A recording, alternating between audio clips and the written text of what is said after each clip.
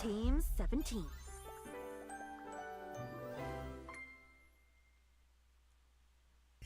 Sassy Trap Games.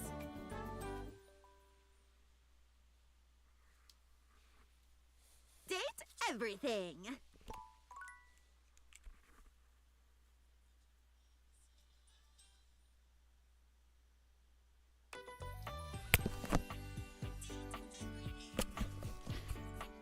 People. Okay.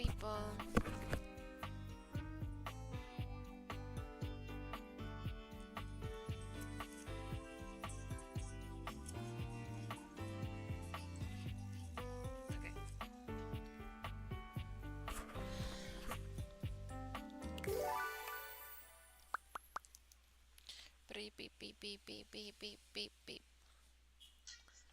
Oh my god.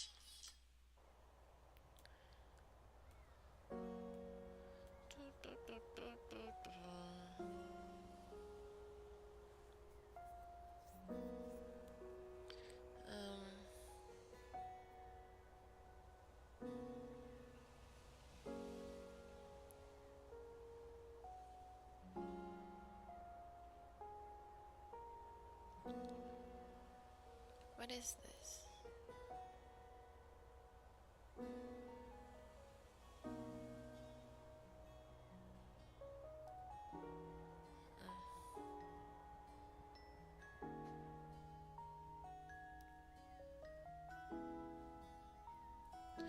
Okay.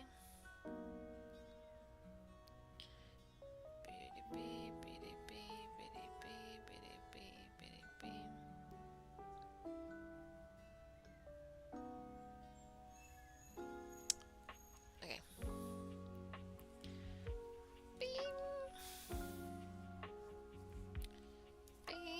Beam.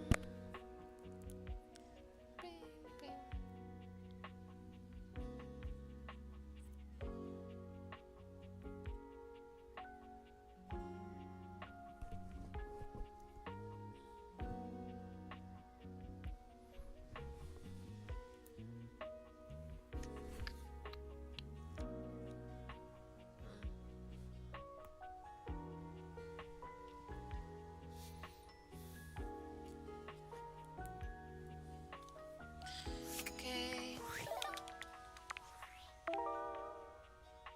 Cabinets. Dust bunnies. I still can't find those. What?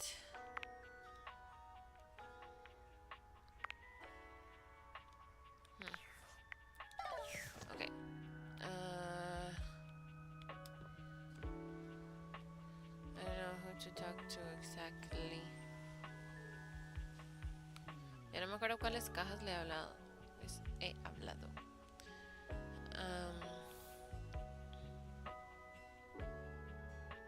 Woohoo, shake me, baby. Woohoo, shake me, baby. That's funny. Well, hello, lover. Hello.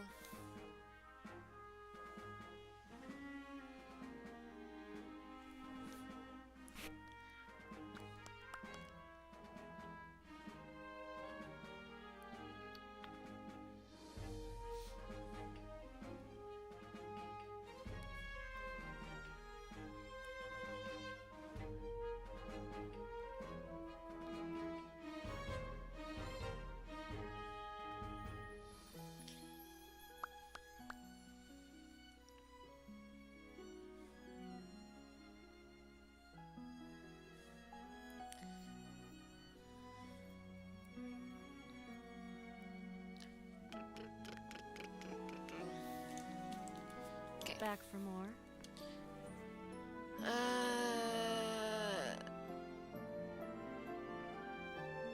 What?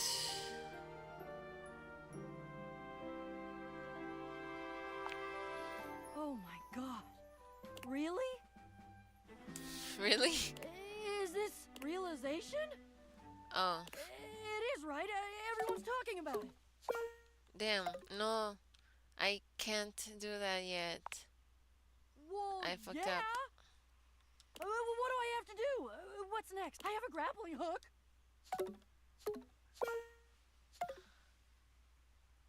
Yeah.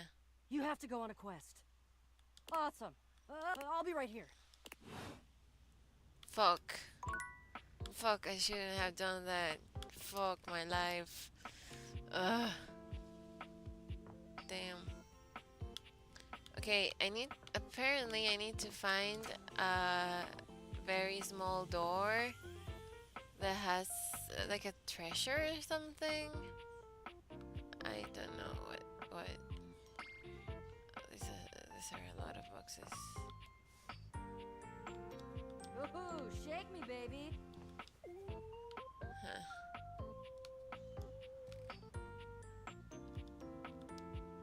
Okay. I don't know what to do.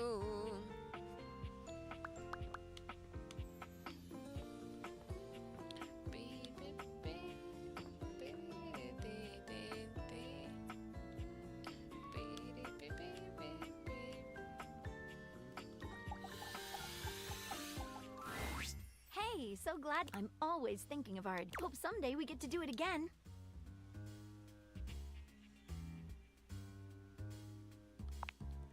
Not right now, but you'll be the. Oh my god. Making me lose my time. Cabinets, cabinets, cabinets. Y esto no sé qué será, ¿será el tele? Magician.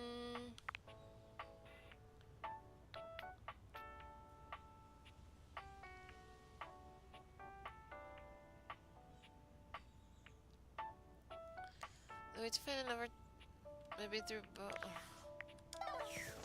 okay, whatever.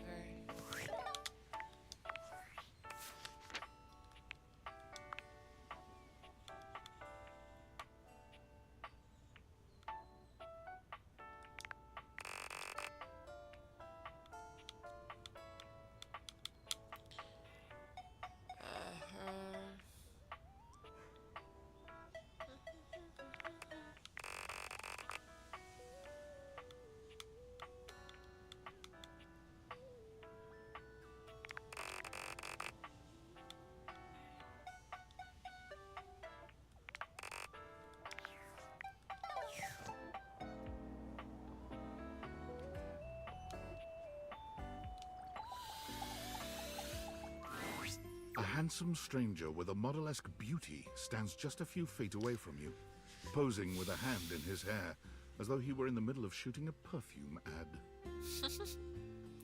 That's so The moment he lays eyes on you, he lights up, drinking you in with a warm smile and warmer gaze. Ciao, beautiful.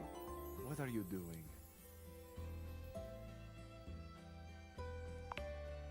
Buono. I've got some ideas on how to pass the time. You'll find, Amore, that I am more creative than Da Vinci. Ah, but first, I must introduce myself. The music of courtship has its cadence, after all. I am the one and only Fabrizio. That's a stupid name. Amore, Stupid, stupid, stupid name. piacere di conoscerti. Piacere.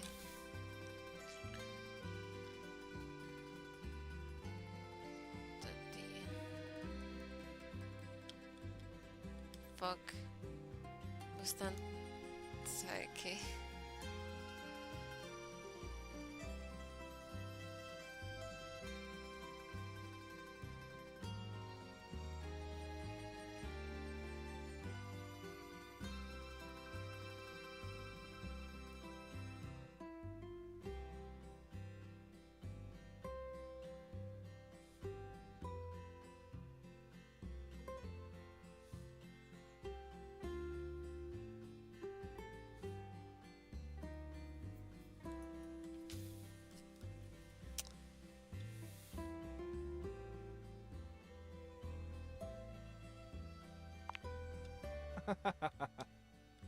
Now that we are introduced, we must get to know each other, eh?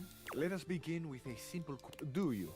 And so much is contained within your answer. Have a favorite flower? Ah, tessero bellissimo. Of course you do. A vibrant heart must have a love of nature. Picture it. I will try to guess what it is. I see. Amore, What a rich and it is a pleasure to me to be inside your eyes, seeing all your nooks and your crannies. Ah, do you ever, amore? And exquisite crannies they are. And somewhere buried in one of them, like a golden treasure waiting to be found, is this flower in your... I see red. No, not red. Huh, amore, how specific you are. I do see red. I see blue. The color of the ocean at night. Or this, I see yellow and pink. The colors of the wings of the lefate, glimmering in the early morning light. Amore, so powerful is your mind, sending this vision to me. I can even smell this flower. It's a little spicy. It's earthy, and yet light. Smell is such a powerful sense, amore. It is the sense that goes most directly to our memories and our hearts. What a gift you give me, amore, with if you are thinking. Your most favorite flower is Uccello de Paradiso, the bird of paradise. No, it's not.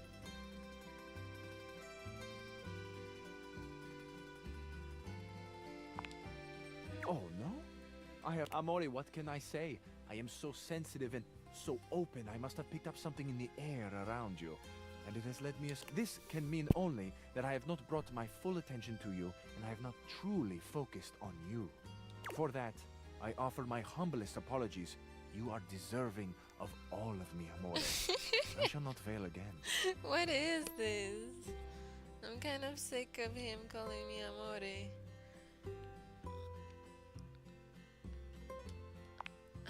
I feel I should tell you also. It may look as though I have something of a hard exterior.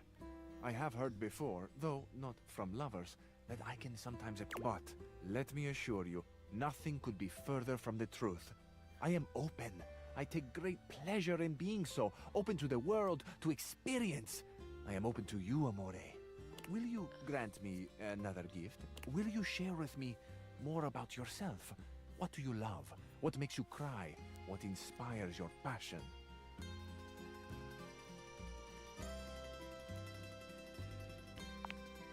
I love the big questions. I love the small questions. It is the finding out about each other, sharing your hearts that brings the spice and sweetness to life. Might I suggest that we savor these questions, then we have a date. Bellissimo. La buona Bellissimo. fortuna smile. I'll be counting the minutes. I will await. Ciao to you for this moment, mia stella nuova. Where you go now, take with you the passion of Fabrizio. Fabrizio. Okay, so I already got that one. Anime. Huh. A magician. Where? And I don't see that fucking geode. Also.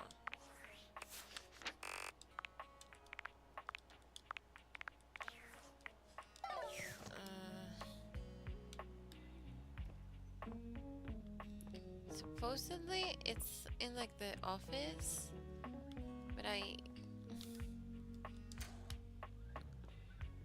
where? Shelf in the office. Oh. Ah. Lol.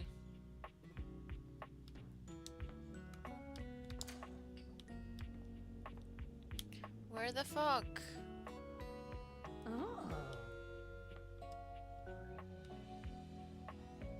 Oh my god.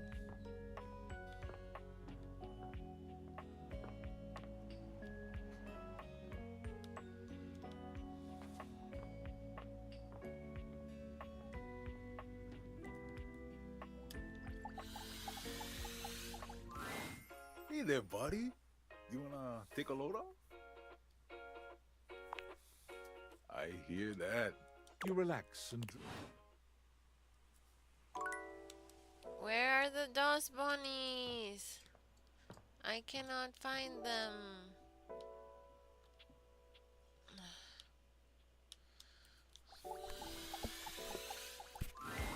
It takes you a moment to realize that there is not, in fact, a test of the emergency broadcast system standing in your living room, though the colourful figure standing across from you certainly bears a striking similarity to that TV class. Even before they speak, you can feel a frenetic energy in the air, like someone switching between channels at high speed. Yo, yo, yo!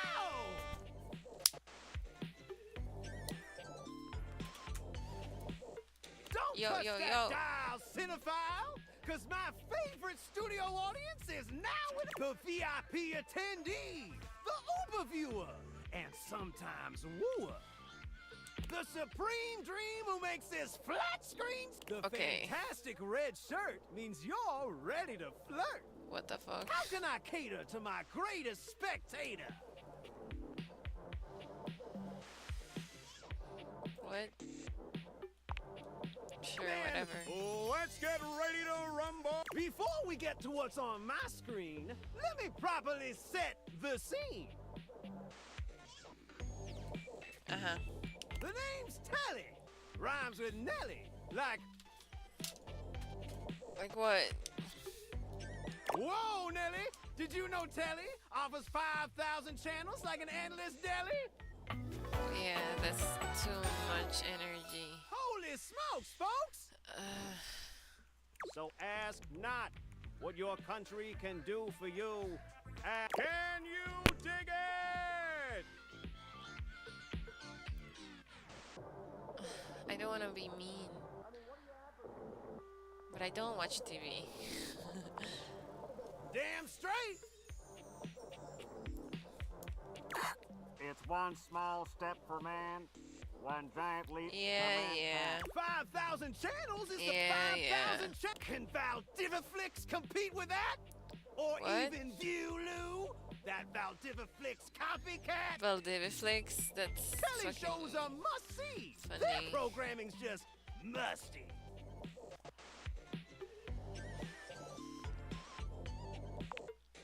Prohibitively expensive.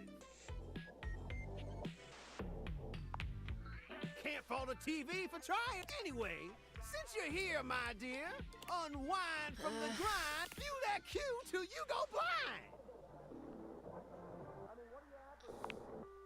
It's just an expression. No. In case of ocular degeneration, we'll just get you some medicine. What the fuck?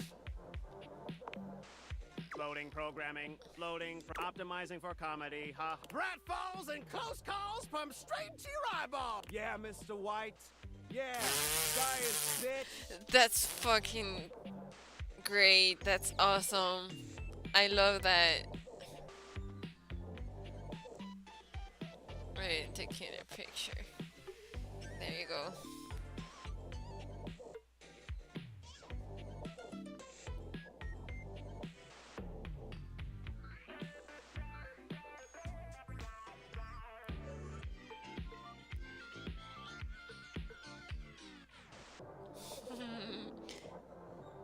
That's very funny. I found 15,000 shows you Yo, wouldn't yo, yo, know. Mr. White.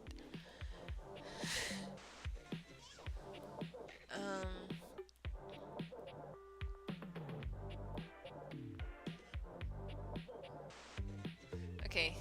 Okay. So what genre can I impose on you with my flawless flows? Reality? No. Home renovation? Local community access? No me quiero quedar aquí, no quiero...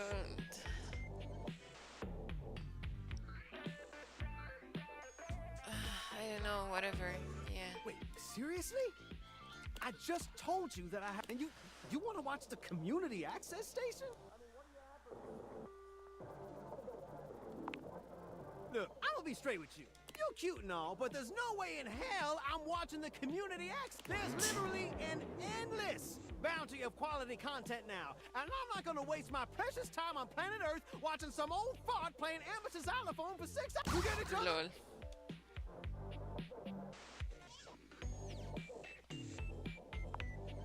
But listen, I've got a great show selection for your and while watching, we might make a genuine connection. So what genre can I impose on you with my flawless God. flows? time for some narration elation. Allons-y. From the creators of Home is Where We Buried Grandma and Festive Infestations comes Balls to the Walls, a thrilling the home fuck? renovation series where each episode follows the demolition of a different home using wrecking balls as the primary tool of destruction. Hosted by demolition expert Carlos Balls of Steel Siento que despichar una casa así sería demasiado score cool. from MC. So, my bow, does this show make you go, whoa?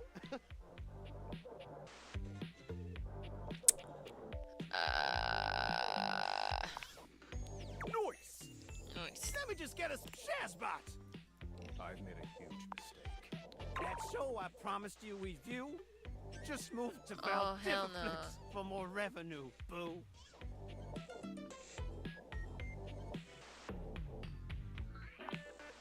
Valdiviflix dollars are hard to beat, but I promise we'll find you. So what genre can I impose on you with my flawless flows? I don't like reality.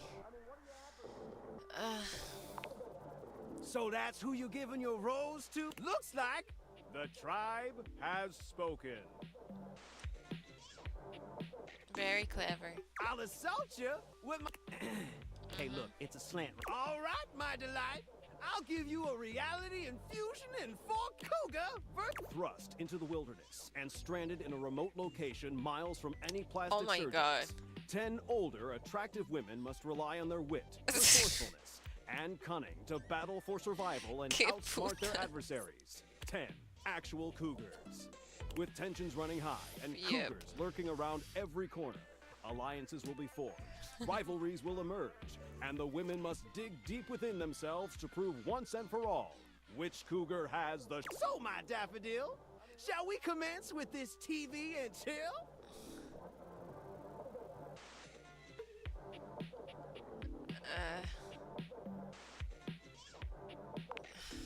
Yeah, whatever. Pretty. Let's relax with some snacks while we await the climax and... Dope! I had this pre-planned in my schedule, but that show's not on demand, so the episode's not available. Oh my god.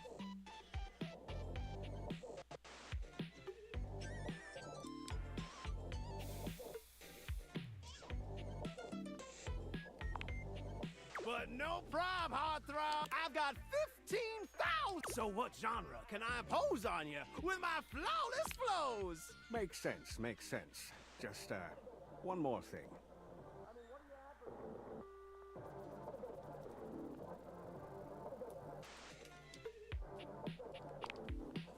Look, I don't want to pry. It's not because you prefer Valdez, because that'd be a huge blow to my ego.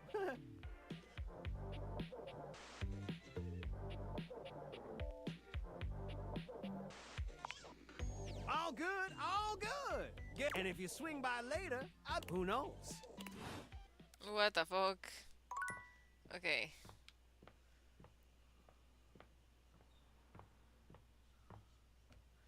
Voy a hablarle al fantasma. Hi. What? Oh, there you go. Hi! Hi. Again! Yep.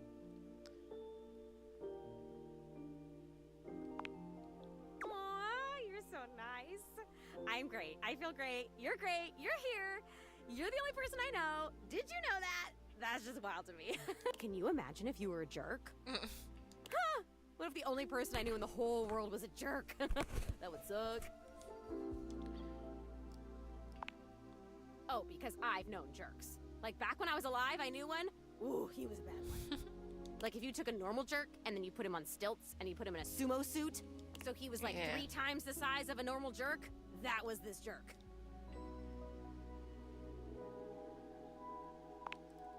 Whoa.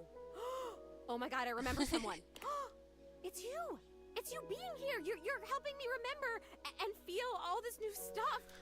Yep. It's overwhelming. Ay, man, quiero snacks. Voy a traer platanitos.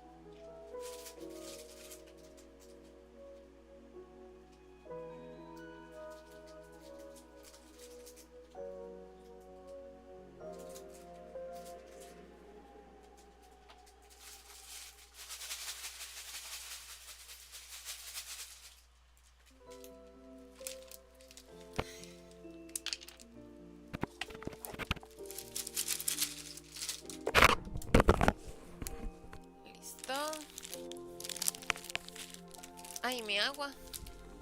¿Qué la hice? Ah, ok, ahí está. Oh my god. How awesome! I'm overwhelmed! Whoa, this is crazy. It's like there's a roller coaster in my chest. I can feel my chest. Is that normal? Ay, voy a hacer You bulla. Es gotta be que there. no tiene sal y le puse. Ya. Well, I can authoritatively tell you that no, it is not normal. I'm starting to feel not just feelings, but body stuff. If I had a way to tie you to a chair to keep you from leaving, I would totally do it. Ok.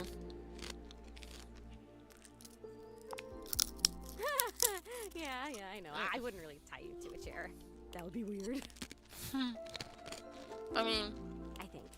I don't really know what's weird. I only know what I like and don't like. And I definitely like you. So, like, if you could hang out, that would be cool. And if you want me to tie you to a chair, I totally can. okay. Fudge! No, I can't. I can't lift the rope. There's no rope at all. Alright. Ugh, it's so annoying. Have fun. I'm annoyed. This is great. Okay, if you want to get tied to a chair, you'll have to do the tying, and then I'll float, like, nearby somewhere and make comments, like I'm tying you. Like, maybe I could pretend to be threatening you, and then you could tell me what it feels like to tie yourself to a chair.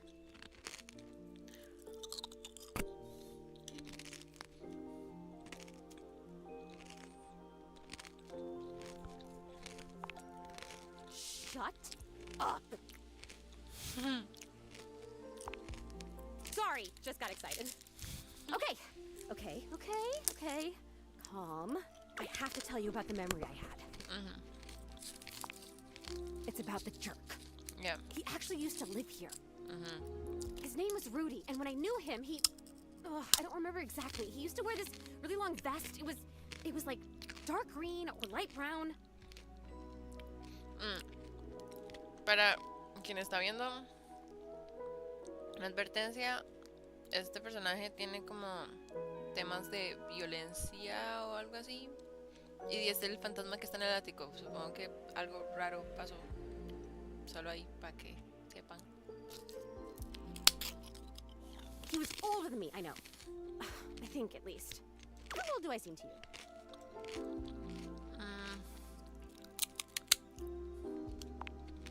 Thank you.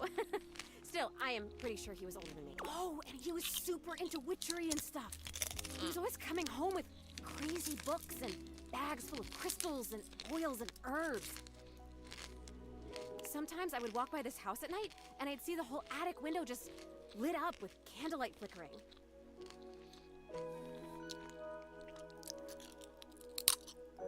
I don't remember ever seeing other people in here, though, so was he alone? Was he just up here chanting to himself about stuff? I guess it would have been right here. He would have been doing these ceremonies and whatever, right where we're standing. Well, you're standing, I'm floating. I only ever saw him out of the house when he was going shopping for more witch stuff. And he always had on that weird vest. And had these super deep pockets. He always had his hands in his pockets.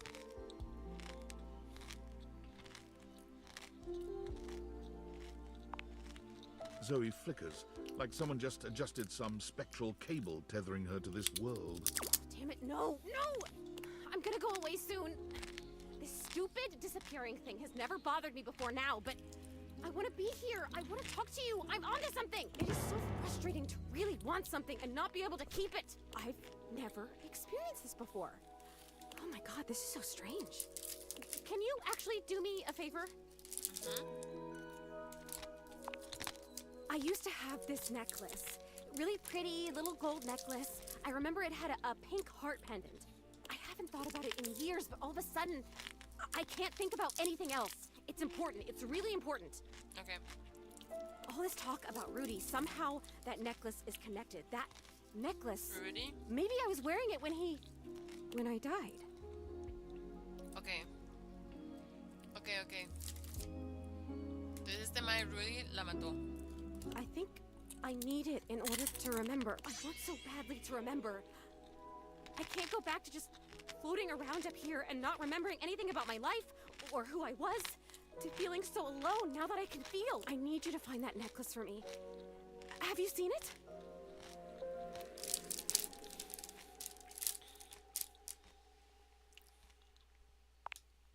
A time capsule. That sounds perfect. And you met it? Like, you talked to it because it was like a person to you? That's still the most amazing thing I've ever heard. You meet objects. Ah! Okay, can you go back and talk to... Who is the time capsule? Bodhi. Wow. Okay, can you go back and talk to Bodhi and ask him if he's seen my necklace? I love cool stuff. I mean, I think I do. Why wouldn't I? Cool stuff rocks. Come back with it and I'll tell you everything I remember. Okay.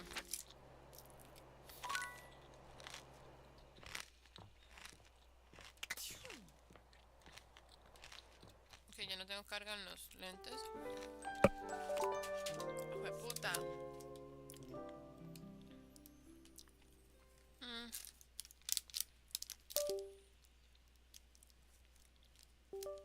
Ya. Ah, es que el cable de los audífonos está enredado con el del control. Voy. Ya. Ok, entonces ocupo hablarle a la cápsula de tiempo. Y todavía no sé quién putas es esto del anime. Merchandise. Magician somewhere around.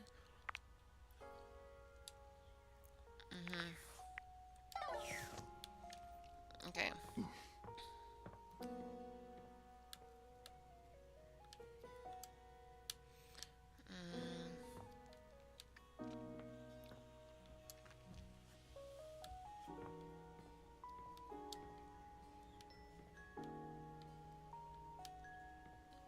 Mae, quiero saber qué puta se hizo el cristal este que encontré.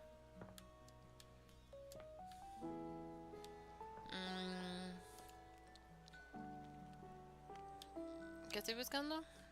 Ah, la cápsula de tiempo.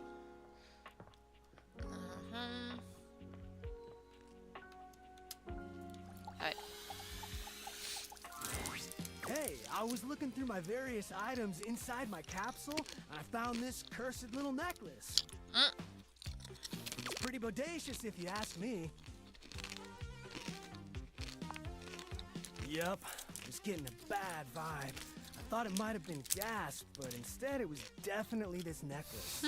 Bodhi holds a small jeweled pink pendant on a gold chain out to you. It's shaped like a heart and sparkles Nice. prettily when it catches the light. You want it? I normally don't give my precious materials away, but this one doesn't seem to fit my style. Zoe? Bodhi's hand shoots out, dropping the necklace into your hand without even waiting to see if you're ready. He flees, calling over his shoulder. I'm out. That's funny.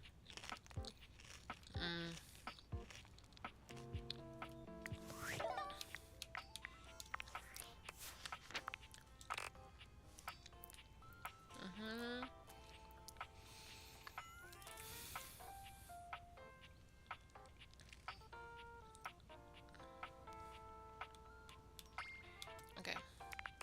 Wait. In order to what?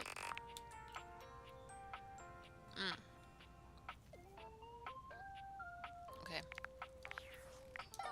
Voy a hablarle a al escritorio.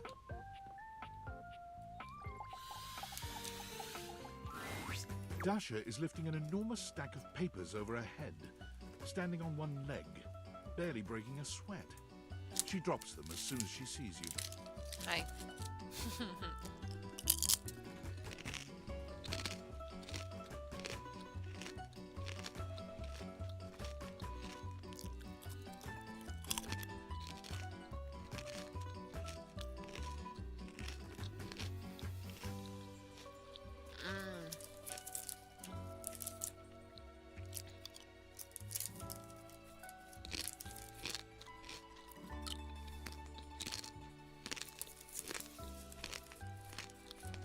on the fireplace?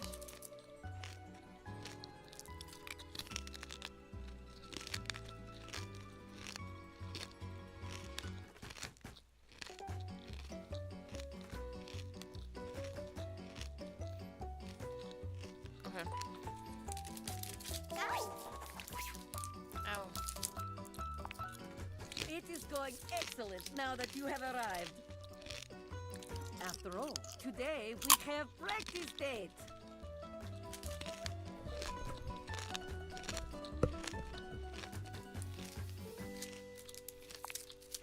Most certainly, there is no greater joy in life. If there is one thing I have learned from dear Abel, it is that helping others is a great way to ignore the ¿Quién era Abel? sadness within you.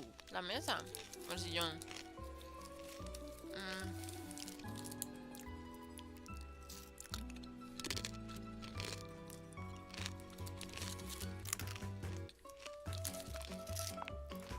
What Abel would want? Why are we speaking about what Abel would want?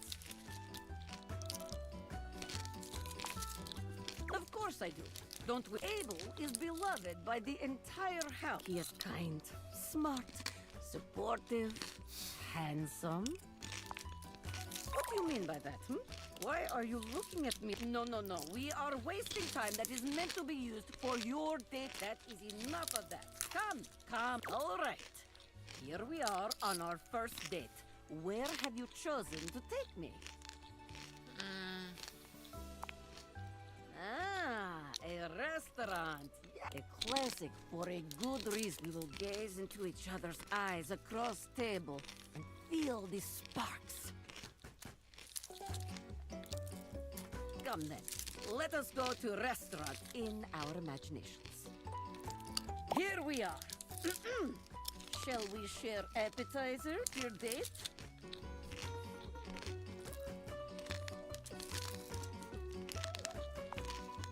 Huh? Me? Perhaps you are meaning someone else?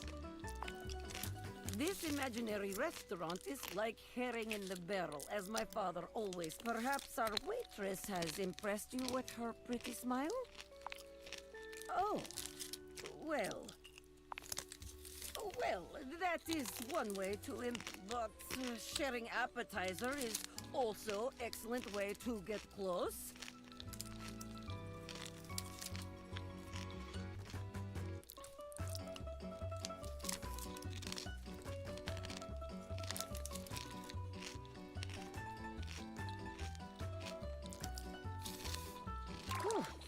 Let us. Our food has arrived, and I am eating my steak with great enthusiasm.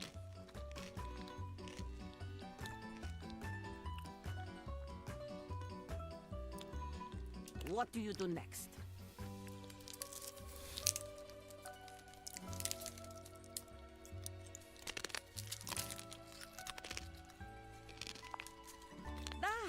That is the way. There is no greater joy than gazing lovingly into your date's eyes and taking a bite of food from their plate. Romance, spark, sensual, general, top marks. And now, the waiter walks in with bill and sets it on table between us. What do you do?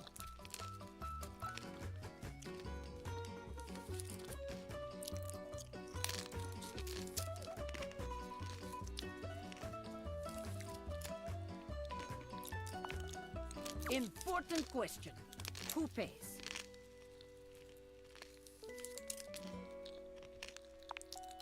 Now that's what I'm talking about. That is the way. Glorious battle for the right to pay the check. Moi, it makes my heart race just thinking about it. Now, that is the way to end a date. Very good. You are becoming quite... There is always more to... We will continue next time. See you again.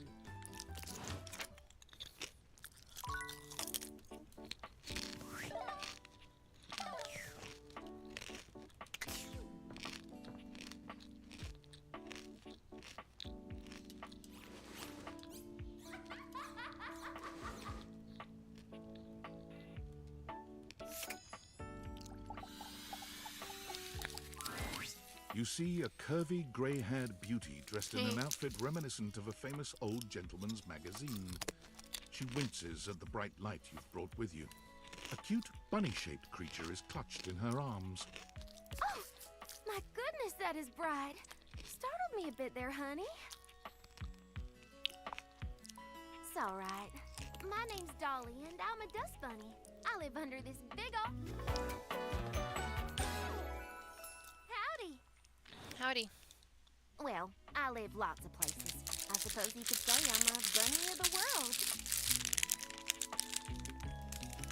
The floors of the world, at least. And this here's my little companion, Lint Eastwood. She holds the little creature up.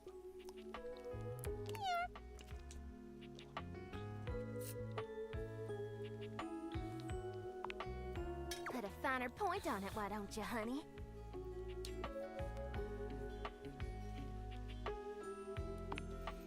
My stars. I didn't know I had a sweet talker on my... I'll be honest with you. Flirting isn't my love language. I'm a bunny who is more than she appears.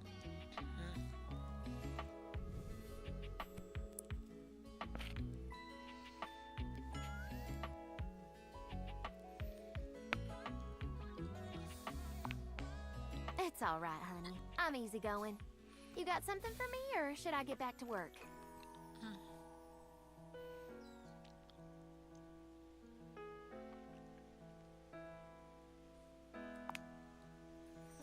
Now that's what I'm talking about. Listen, I just got out from under that couch, so let me stretch these dusty gams and hop around a bit. I'll be right here warming myself by the fireplace if you want to come back. I'd sure like to see you again. Mm-hmm. Talk.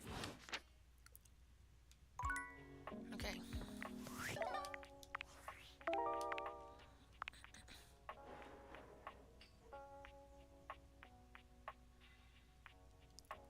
Sit out.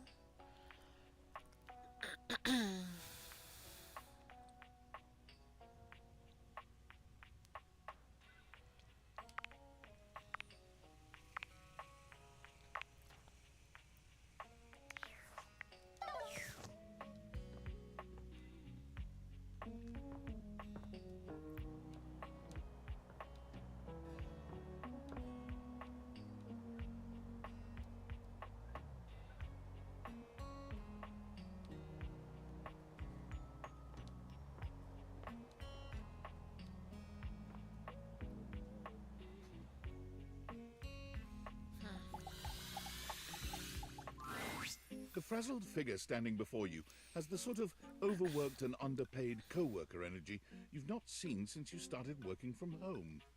She startles when she sees you looking at her, dropping a number of office supplies clutched in her arms. You can see me! Oh my god, you've walked by me for so long without looking at me. Office Romance magazine was right. Maybe this really is my year.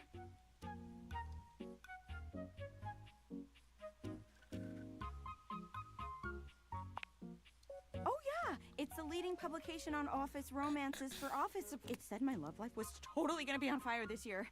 And fires, as we all know, are a very good thing. Oh gosh, listen to me babbling at you. You don't even know my name.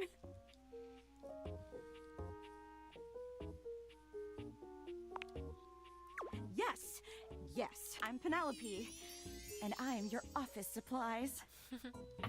She's cute. Yay! Which boy, let me tell you, you sure haven't used those in a while.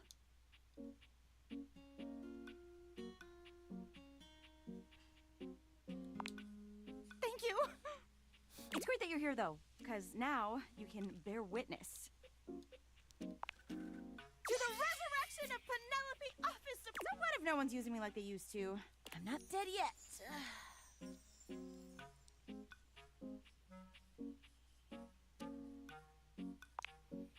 Hell yeah! Wait. It takes a few seconds for your compliment to register with Penelope. A blush overtakes her face from chin to forehead, but she... Anyway, your daily motivational office quotes calendar put it best. Your most important work is always ahead of you, never behind you. Now, what do you think that means?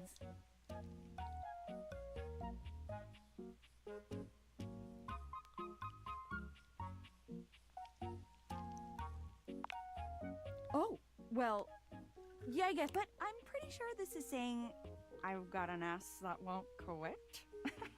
And it's time I make sure every... Anyway, to that end, I've got a hot date with a cross trainer. You got any advice for me?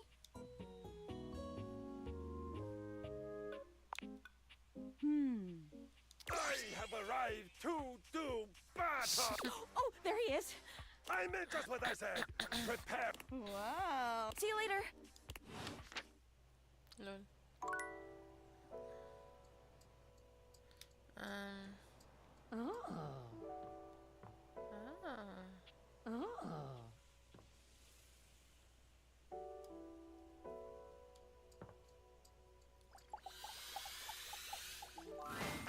The most expensive character in the Oh my game God. blocks your path. It's Lucinda Lavish, beaming. I'm all yours.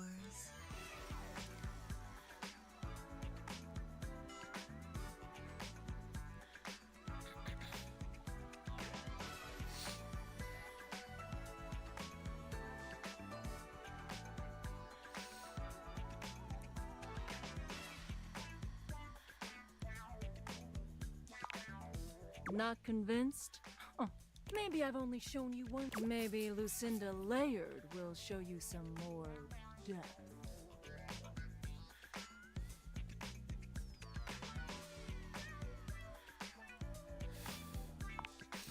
Layers upon... I have one of the most complex pathways in this game. There are more types of Lucindas than anyone else. As long as there are words that begin with L, there will always be more layers to me.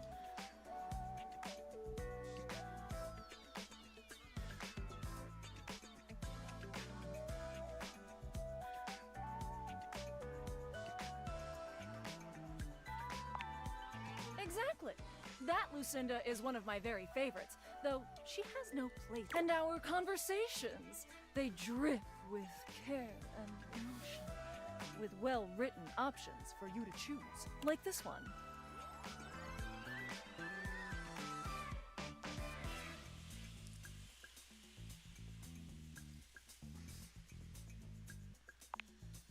And for each option is a well-crafted, meaningful response like this one. For this reason, I award Best Screenplay, Lucinda. Tell me, do you agree? You are so smart. You have the depth of knowledge and strength of character to figure this out on your... Which, truth be told, I find really sexy. Deeply sexy. Here are some smarts to match your astounding intellect.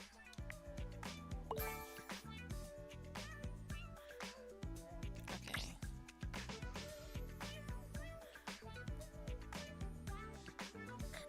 Oh, tengo que hacer la matrícula de la U. Wait a second. I mean, oh my god.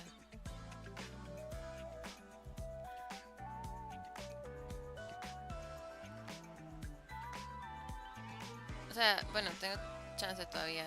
A las 11:39 es que tengo que hacerla. Tengo 4 minutos. For now, we must part. Fuck you, Lucinda. Me quito mi último chunche.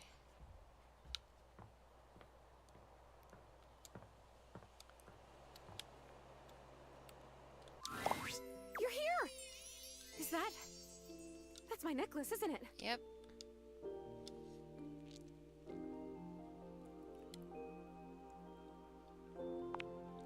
I've been thinking and thinking, and it's harder when you're not here, but now you found that necklace and I can see it again for real. All these memories are coming back now. About my life, and Rudy, and being in this house.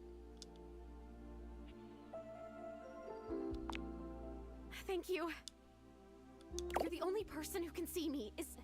Is it okay that I talk to you? I need to, but I'll stop if it's too much for you. I'm I'm actually really sorry. I can just go. I mean, I'll go as soon as the disappearing thing happens. Like I said, I don't have control over that, but I can just wait in the corner until it happens. If I'm bothering you, Whew.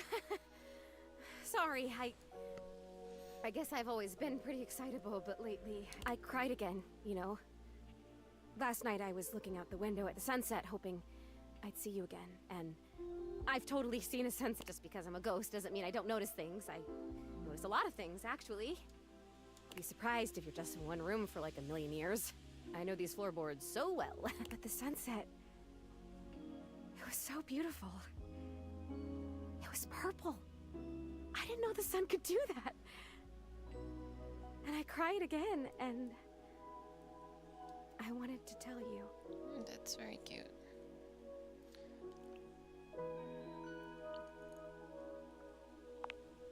Rudy. He was about 37 when I met him. I was 19. I was in college in town. I think I was studying aerospace engineering.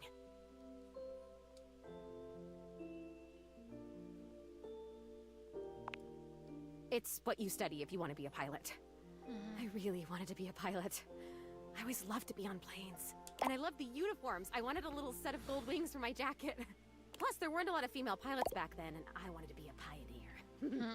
If I'd been born in the 1800s, I would have gone out west in a heartbeat. I might have even been a gunfighter.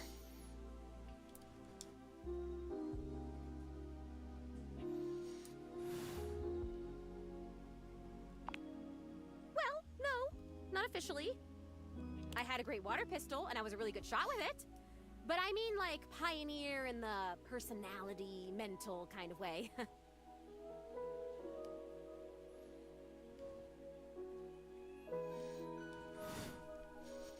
I would have been a gunfighter in my mind.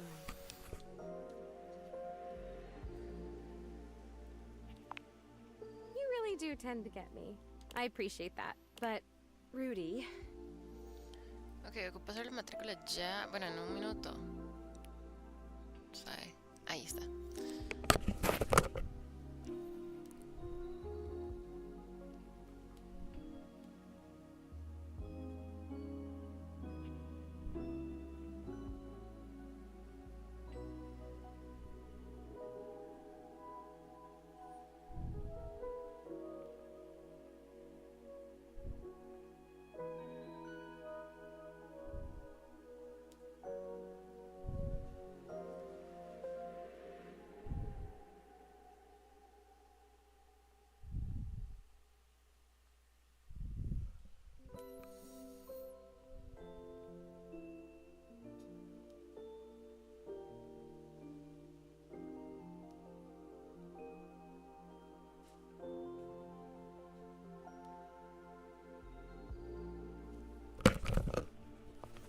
Ok, en teoría ya matriculé.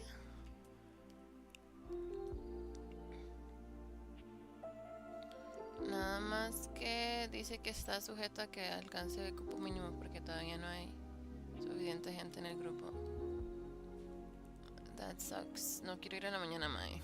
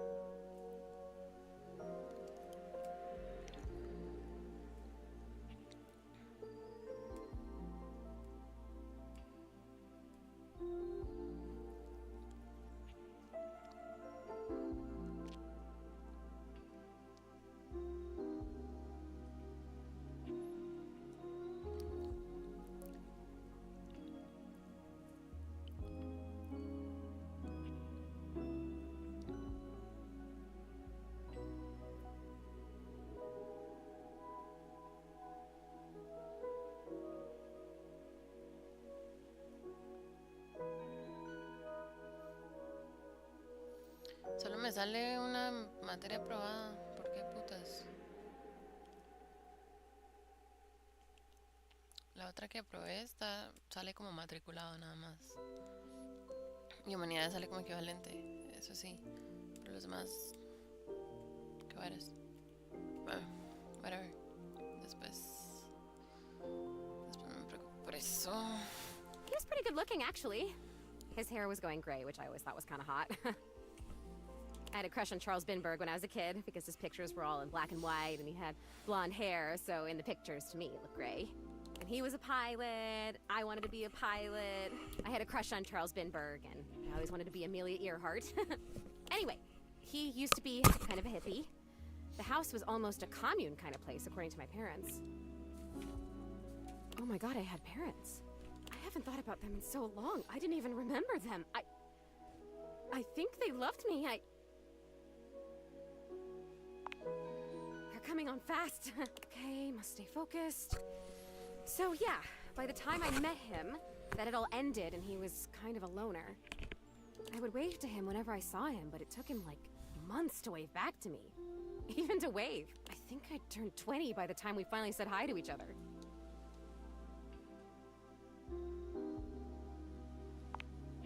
For sure, I was fascinated by him. I mean, a witch? A hot older guy witch living right in my neighborhood? What's not to love, right? Sign me up.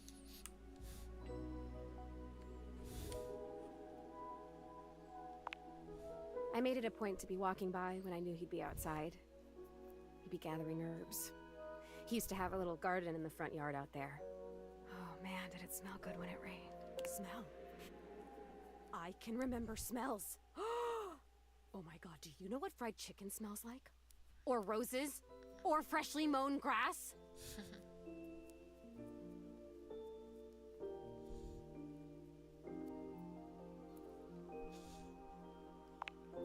Do you even know how lucky you are? You get to smell stuff all the time! You get to choose what you smell whenever you want!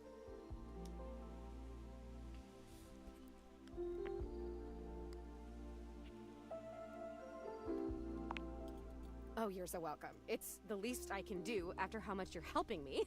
God, I've just been up here alone, floating around, and then you showed up and it's like I'm living again. Living my death? How cool is that?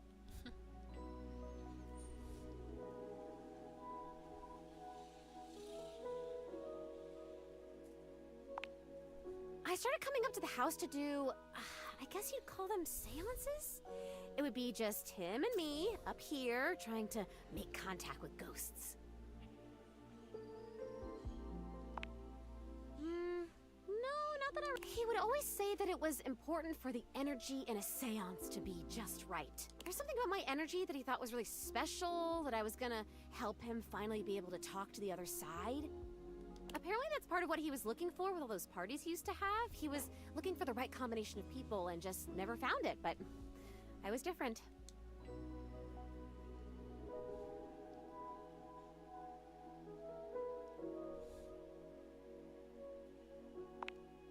Oh, that's true. There must be something different about me because I'm still here, and most of the time when people die, they just... I wonder where they even go. I wonder if I'll ever get to see that. That must be a totally different adventure.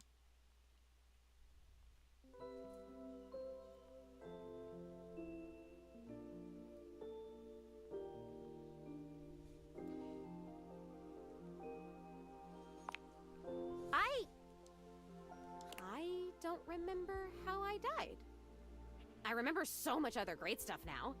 Since you brought me that necklace, it's like I have my whole life back now. Smells, sounds, all the feelings.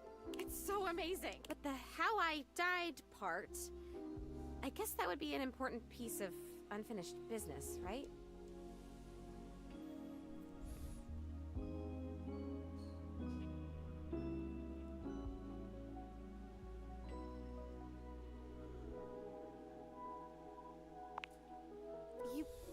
You're saying you think Rick killed me? Oh, come on. That can't be. He would never do that. We had so much. Plus, I'd remember that. I would remember that, right? I remember everything else. Why wouldn't I? But I can't. I'm over here saying that I would remember if I'd been... Oh, I don't like that word. It's so hard to say. Why is that? But I can't remember if I wasn't, so what does that say? Oh god, there it is again. That fear feeling. I know I don't have skin like other people, but I can still feel it. I don't like it. Why are you making me talk about this? What if I don't want to remember? Once again, at the worst possible time. Damn it, this is disappearing. You know what? It's fine this time. I want to leave. I don't want to talk about this anymore. I'm out of here.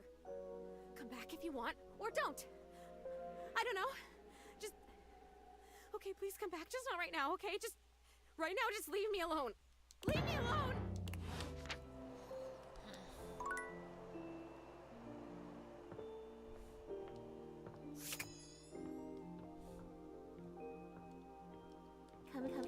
Come and give me a little snuggle, lover.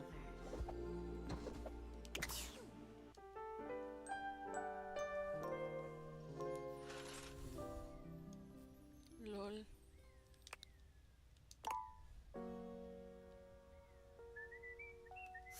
Come and give me a little snuggle, lover.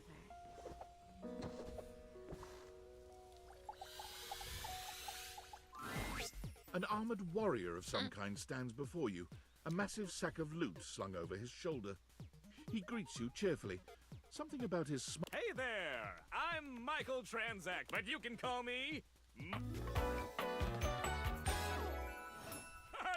Thanks for your purchase of the Date Everything Luxurious Edition. Your purchase gives you exclusive access to new features never seen in the game before.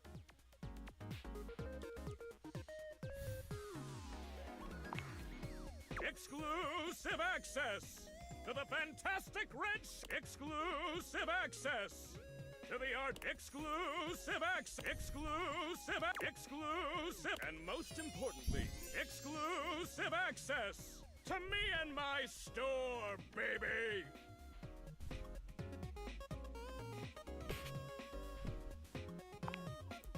Mikey likey. Unlocking access to me means that you gain access to the Date Everything loot box. Each day, you can pull me up to 5 times for my extreme bonus armor. This armor is so powerful that it can raise your spec stats, meaning that you can blaze past huge portions of this game on your path to 100% completion. It is a blast, baby! You can pull from my common boots of true presence. They have a high chance of being pulled. Or you can pull from my epic gauntlets of stardom. They have a small chance of being pulled. Or you can pull from my legendary cuirass of unwavering magnetism. This extremely rare piece of cosmetics has a tiny chance of being pulled. But it does exist! Trust me, I'm regulated by several gaming boards. It costs a mere 8 brundles for each pull. Brundles are a special kind of currency that you have exclusive access to. Good question. In order to get your hands on some brundles, you have to spend money. You get 5 money per day. Save up for big pulls. You're asking those thinkers. I love it. And I always have a great explanation. Oh, well, you said money with no capitalization. That's totally different from money. You have very little money. But just by being at your home, Valdivian pays out its employees 5 money per day as a way of saying thank. Come by when you've saved up enough money and pull me, baby!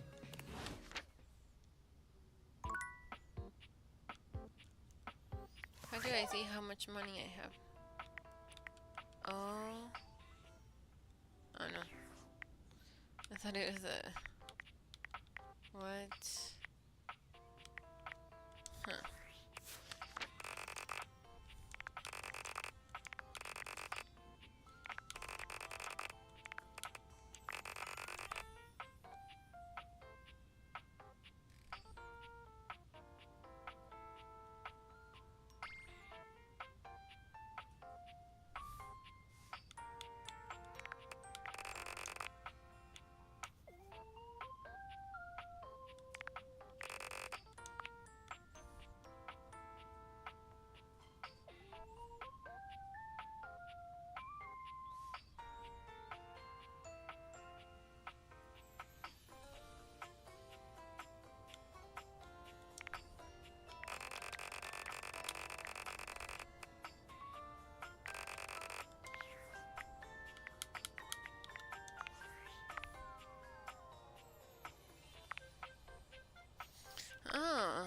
cool.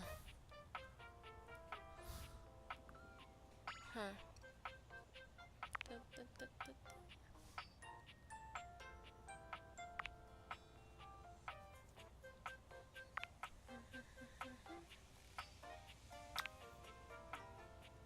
Oh, so he is the table. Yeah. Faces.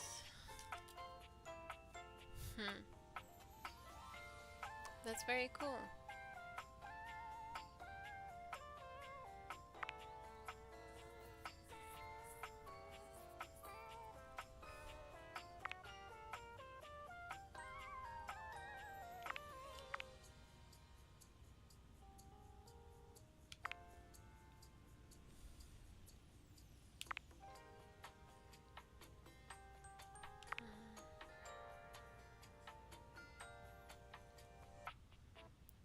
Armor.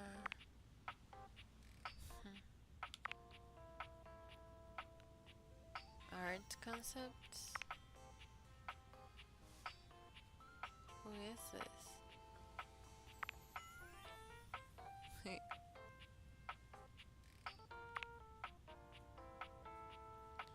Makeup.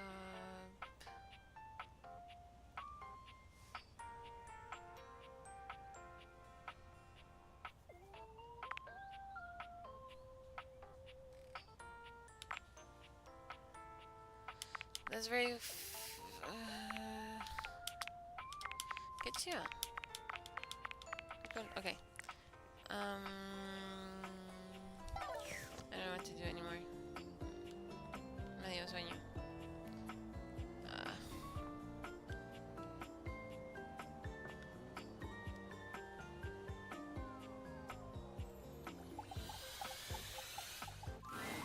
You're back. Did you do it?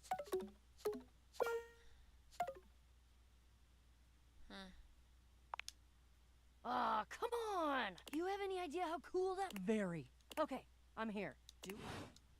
Oh my god, acabo de perder un chunche. Y nada.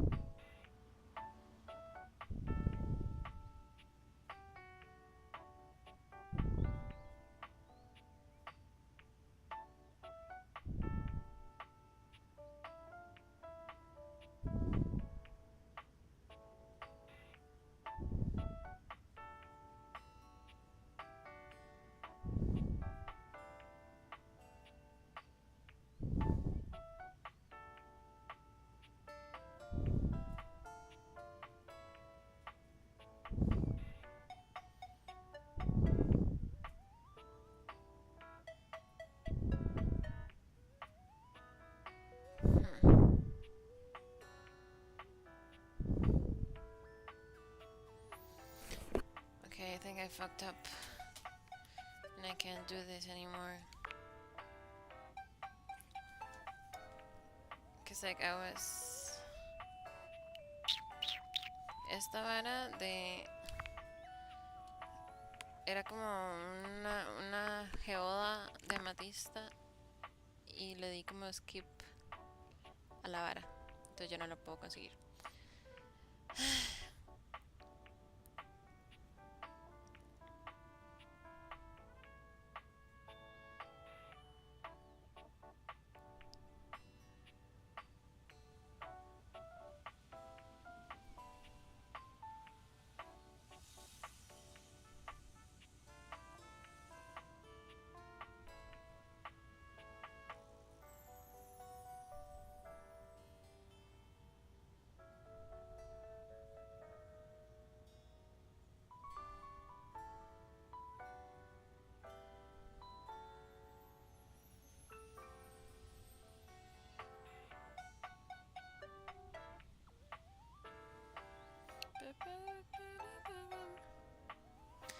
Okay,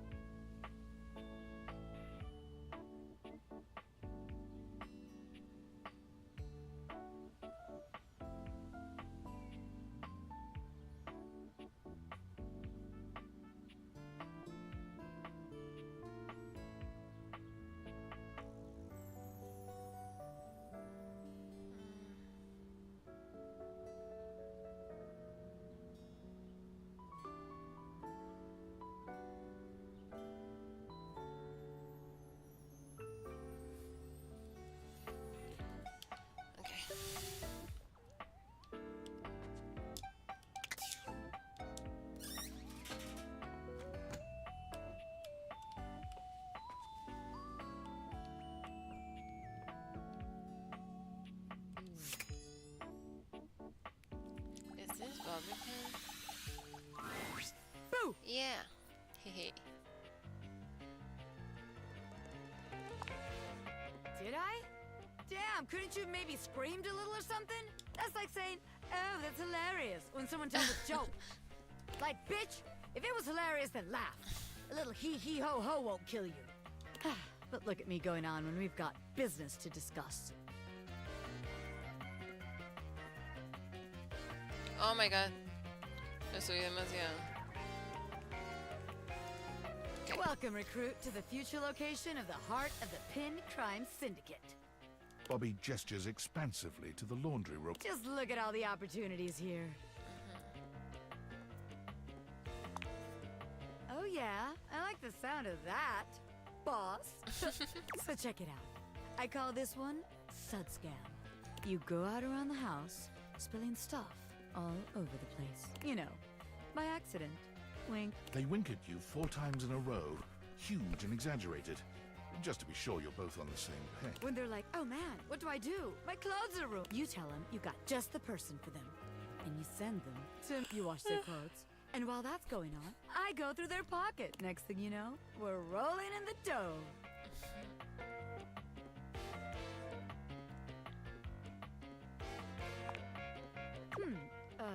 Yeah. I guess we aren't all mega-rich gangsters like myself walking around with fat stacks in our pockets. So, maybe there is just... All right. Let's see how this one strikes. I call this one the O's. People bring us their laundry. We take that laundry and sell it. Then we replace it with cheaper pieces that fell off the back of the truck. When they say, hey, that's on my clothes, we're like, I look at you and I'm like, that's what you brought me, right? And you go, yeah, boss. And we just stare at the customer until they leave. How about it? I think you could have had a worse idea.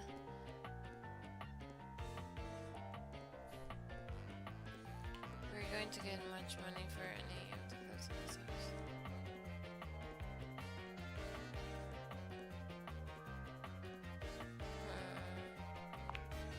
Damn it, recruit. When you're right, you're right. The scam's gotta be self-sustaining. Otherwise, there ain't no point. Yep. Okay, so maybe that one wouldn't work. But there's gotta be something good here with stealing clothes. After all, that's where people keep their valuables.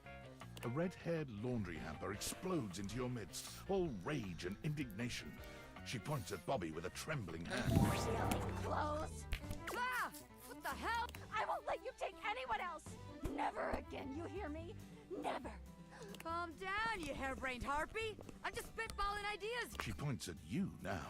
Take your kidnapper friend and get out of here before I toss you out myself! I'm going! Bobby twists out of her reach, making their way to the door with you. Damn! Bobby Pin can read a room, and I'm reading that the laundry room ain't the place for Pin. All right then, newbie. Here's your hint for the next place you can find me. I'm a pin of business. A legitimate business pin. You got that? Pin out. What? How can I interact with the sponge? No. Okay, whatever, man. Oh. What do you mean, oh?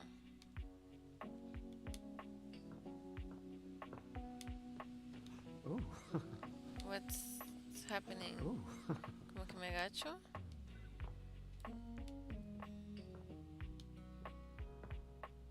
What? Huh, okay.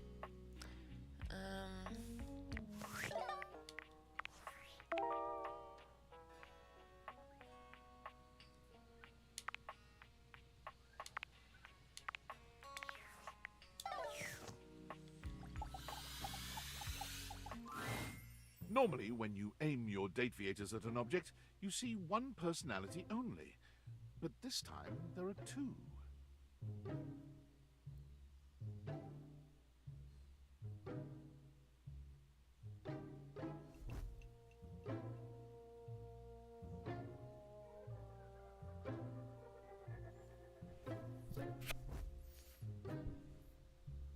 Oh, it does. And they're so engrossed in a hideous argument, they don't even notice you've arrived. One is dressed in woven straw, with clothing in a basket on her back, and a shock of red hair that runs down it. The other is only just visible under a messy mop of dark hair and a pile of dirty clothes he's draped all over his body. Do you think I'm stupid? You think I can't see what's going on right in front of me? I never said you were stupid, but I am starting to think you're insane. If I'm insane, it's because you make me that way. Yeah? Without me in your life, you'd be real fucking normal. Like you don't cling to literally anyone in your life the same way. I wouldn't have to cling if you would just stay where I can see you. I am here literally every day.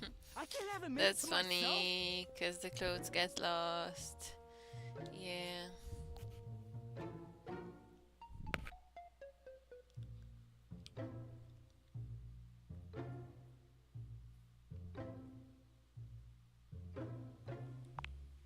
Both of them whirl around to face you.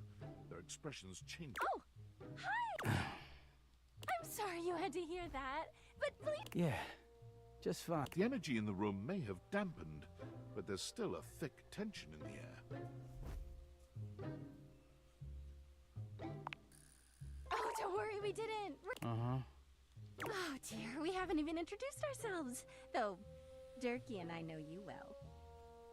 Please don't call me that in front of other people. You're so cute when you get assertive, Durkee.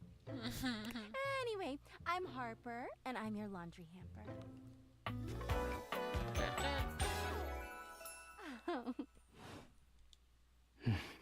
I'm Dirk, and I'm your dirty laundry. Me da risa los tatuajes que tiene.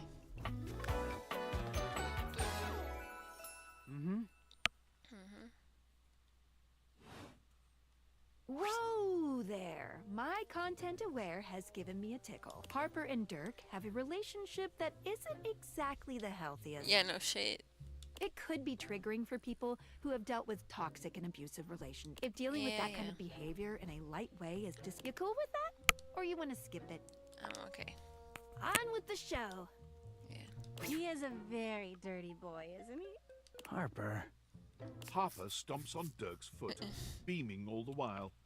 Dirk grunts, but says, Anyway, You could sound a little happier when introducing us, Durkee. do I not seem... He looks at you, stone. Every minute with Harper is a nonsense. Harper's smile grows straight. Well, someone around here's got to try to put a happy face on things. Durkee broods all the time like he's fucking Batman.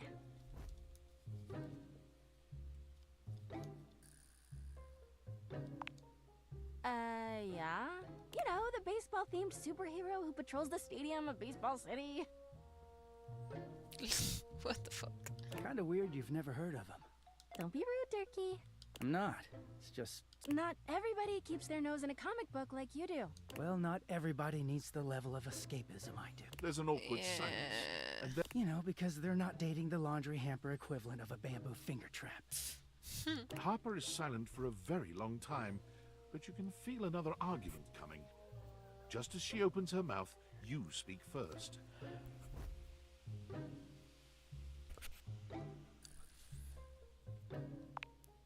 You too, honey. Come see us again sometime. The look in Dirk's eyes seems a bit desperate, as if he's silently pleading with you to return. You can hear Harper and Dirk's raised voices long after you. That's funny. I still have one more. Should I do Nightmare now? Probably, yeah. Okay. It's my favorite customer. Hi, copy. What can I get for you today?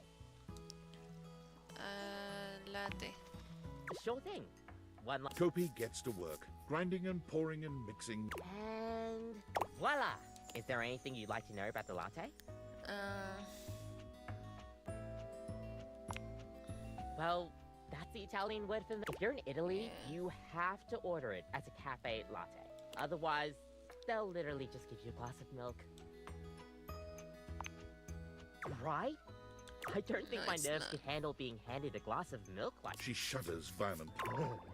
We'll see you next time. That's funny. I hate milk.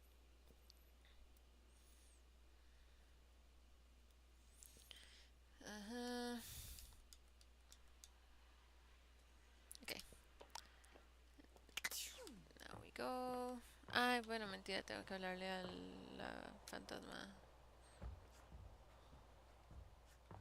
Okay.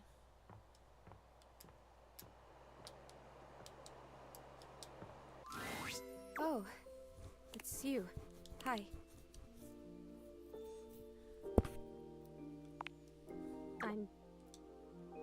I've been so curious about everything. I wanted to know. I wanted to feel it all the time, all at once. I was so grateful to you when you found my necklace.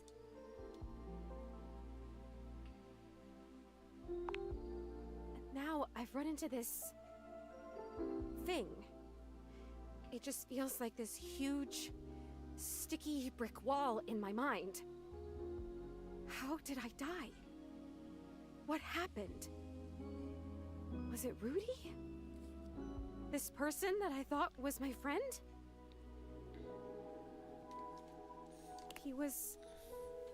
a loner, and I had friends, I guess, but he was just so much cooler than most of the people I knew. Now that I felt loneliness, real loneliness, I understand him more. It's a terrible feeling. I'm glad I could be his friend. I guess what I'm saying is I'm not sure I want to know. I'm afraid to know.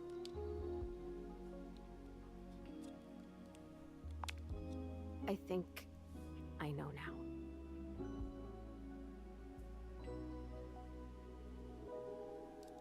I'll tell you what I remember.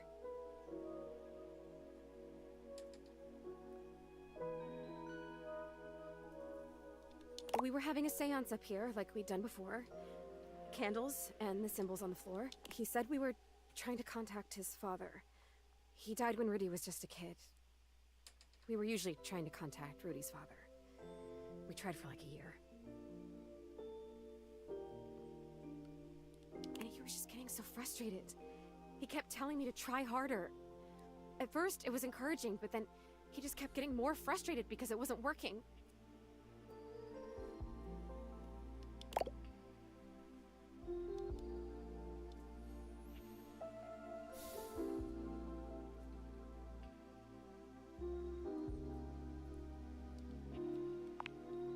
Right?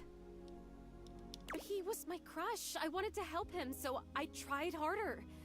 And we kept getting close, and then something would go wrong, or the energy would slip away.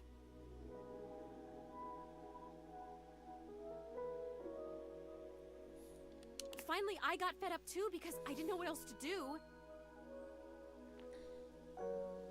So I stood up and started to shake out my legs, like just to get some blood flow back from sitting in this dumb circle.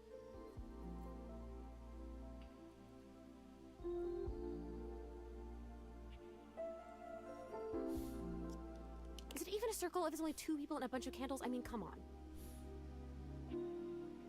And he freaked out! Don't break the circle! Don't stand up! Get back here! Don't break it! But I have to move! I can't just sit here anymore! This isn't working! He was screaming, and I was screaming, and I went for the door to leave, and I heard him jump off the floor behind me as I was trying to wrench the door open, and then...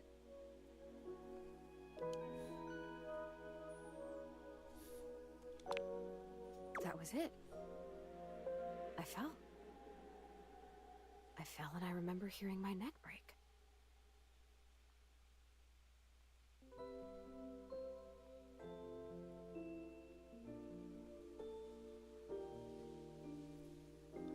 It's weird the way you hear a bone break when it's inside your body. You hear it from the inside of your ears and the outside. Especially when it's such a big bone. Not a big, but important bone.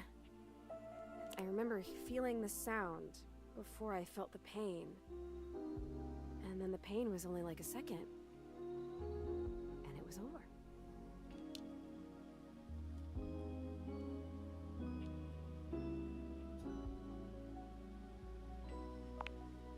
I don't know. I don't remember that.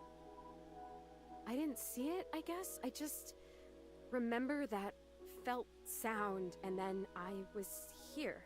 Rudy just stood there for a while. I remember that he actually knelt down next to me and brushed my hair back from my face. Then he blew out all the candles and went downstairs. I guess he did. The next people that were up here were the paramedics, or whoever it is that comes with the big black bag and the gurney. Oh, wow.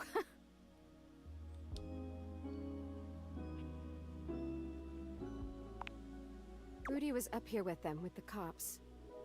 They were doing some paperwork stuff, not looking at me, and they hadn't zipped the bag up yet. Rudy took my necklace off. He just pulled it right off my neck and put it in the pocket of that crazy vest.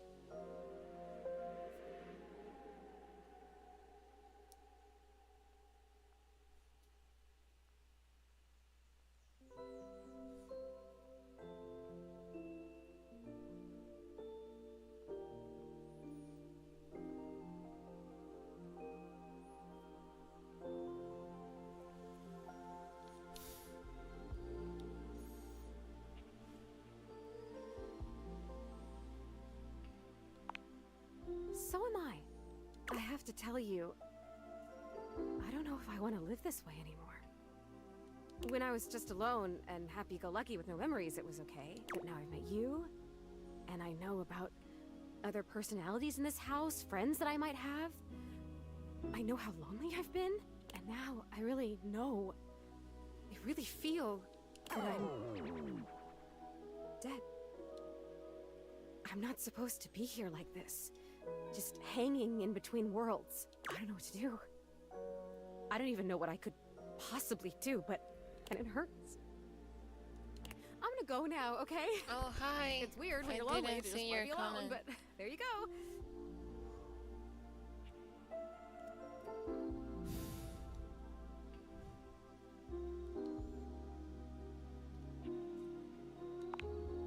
Oh, yeah, I can.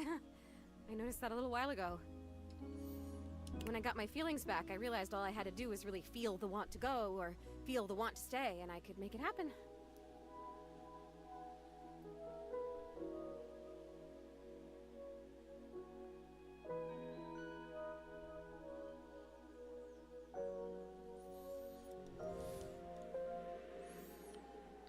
It's okay. It's something, I guess. Maybe I'll see you again. I have to try and figure out what to do with my life. Well, my death. With whatever it is.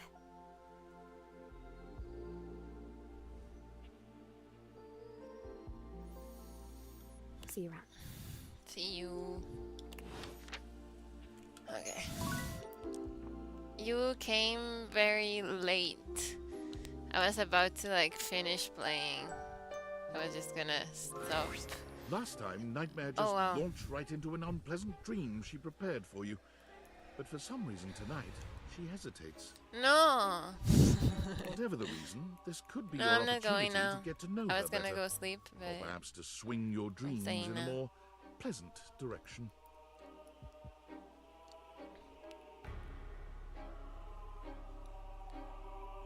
huh. I do want a nightmare. Or should I talk to her?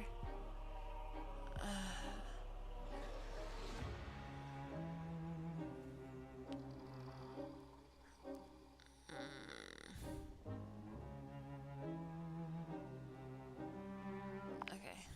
Oh, you want to talk to me? Thinking maybe we could.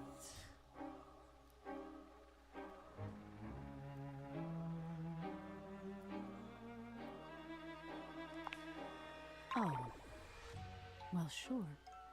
I guess we could for a little while.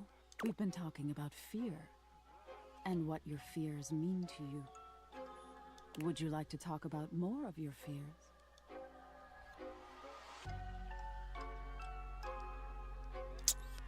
Oh no, why is there no option of like to keep going?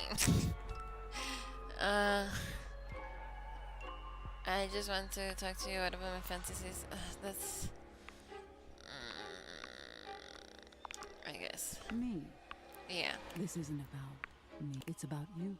Maybe we should just talk about things you want instead. Okay. Tell me your deepest desires. What the fuck? Shouldn't you know them already? I've always wanted a goth girlfriend. This is a recurrent daydream where I'm winning the spelling bee. I can't always make sense of everything in your mind. There's Okay. all sorts of things in your head, you know. And I can dig through them and try to make the best sense of it I can, but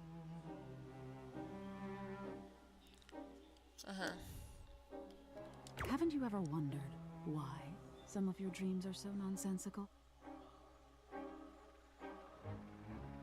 I guess. I can make anything scary. Cool. But the scariest dreams are the ones that stick with you when you wake. Mm-hmm.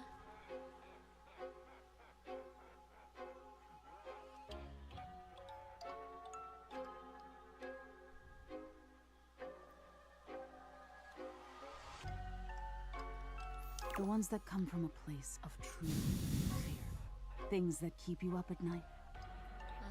So you telling me those things about your biggest fears? It was nice of you. You gave me the keys to really scare you. I guess. I'm not used to people playing along with me.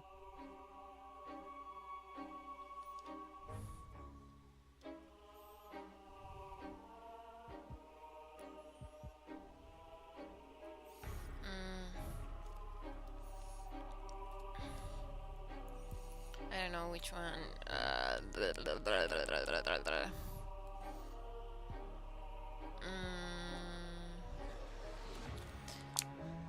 Yes, Okay. exactly. There's so much to be learned from nightmares. Yeah. On an animalistic evolutionary level, some say nightmares are sort of like practice for life-threatening scenarios. Others say nightmares are just your brain sorting through stressful events from your day.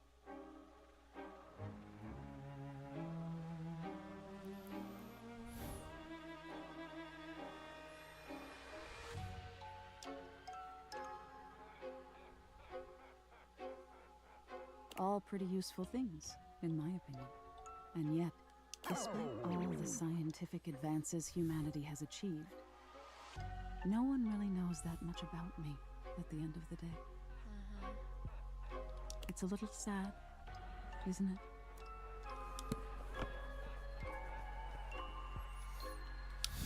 There's people who take...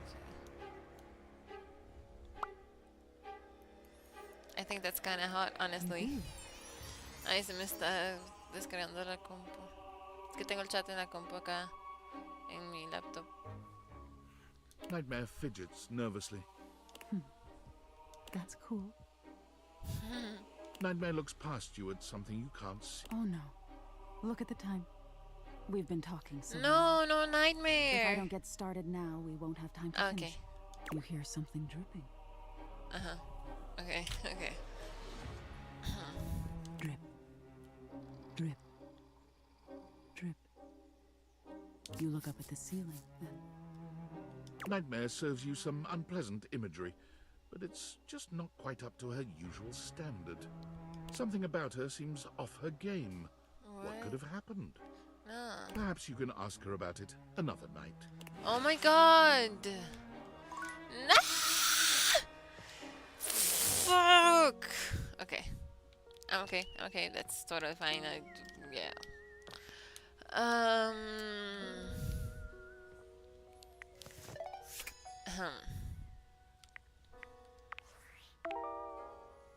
No, I kind of want to get nightmares. Like, for real. Mae, perdí este quest. No puedo completarlo porque le di como skip, hay una opción de nada más resumirlo en lugar de pasar por todo el quest. Y lo perdí, entonces ya no puedo interactuar con como el tesoro que se encontraba. And that's annoying.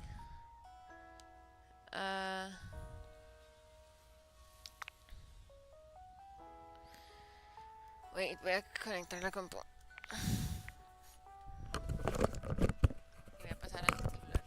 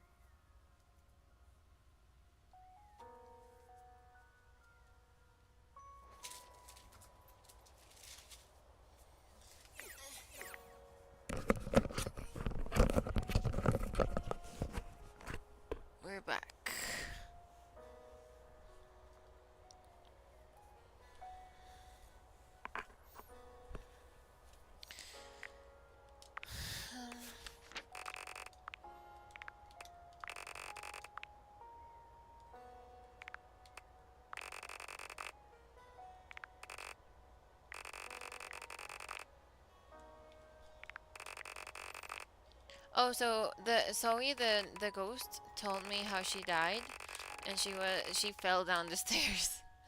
It was very funny. Oh, I don't know if you were here when that happened, but yeah.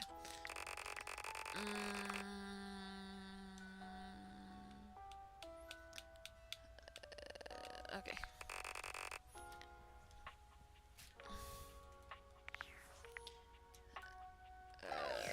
Oh, what was I gonna do? Oh, right. Wait.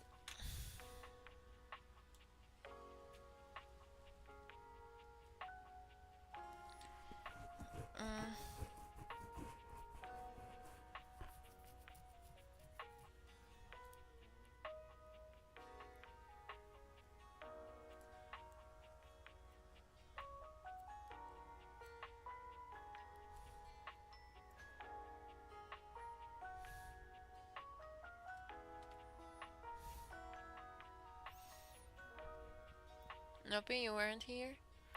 Oh.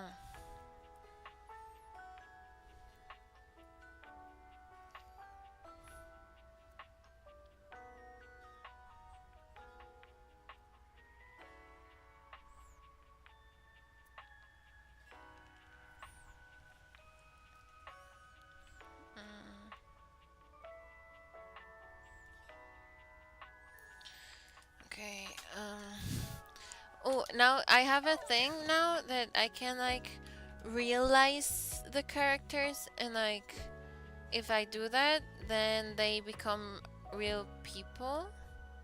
But for that I have to like have more spec points, which are this. Oh fuck, I pizza. Reggie rejections special. I selected the wrong thing. There's a new 1 gigabyte update required every day. How can I help you spread some lovely rejection this fine day?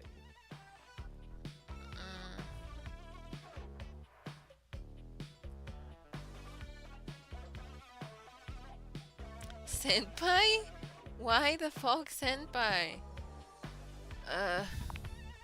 Let's sure. boogie. My favorite way is to do some tiger practice at the shooting range. Okay, so this guy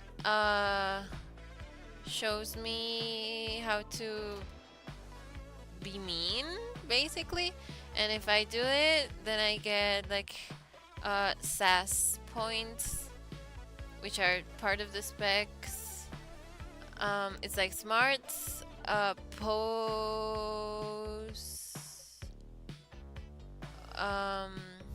poise, yeah, that.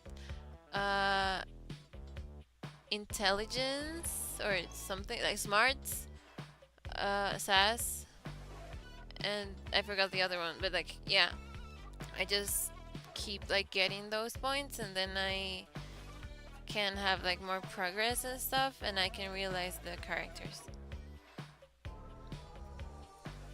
Select the option that's going to inflict the most pain. Hopefully this will help you get some choice words from the others around here. But honestly, I think clicking the worst option is always the most fun.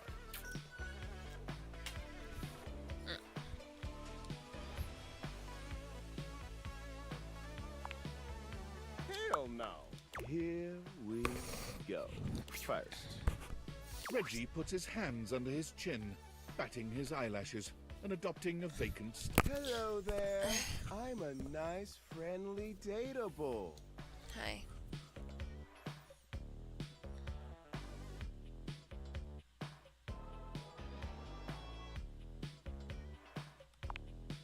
Yeah. Next. Reggie places a hand on his forehead, mock swooning. Oh boy, I'm super artistic coded. I love music and drawing and all of that bullshit. Yeah.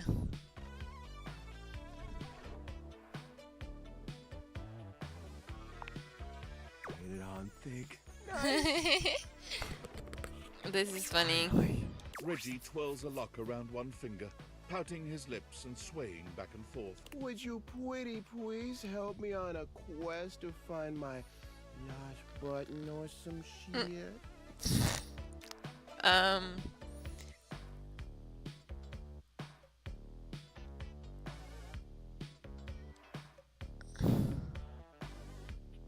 No, and you're stupid, or hell no, figure it out yourself. Which one is better?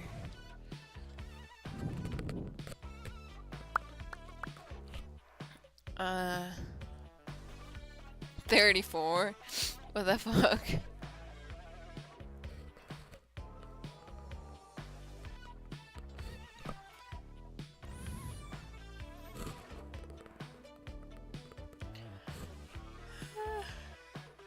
Yeah.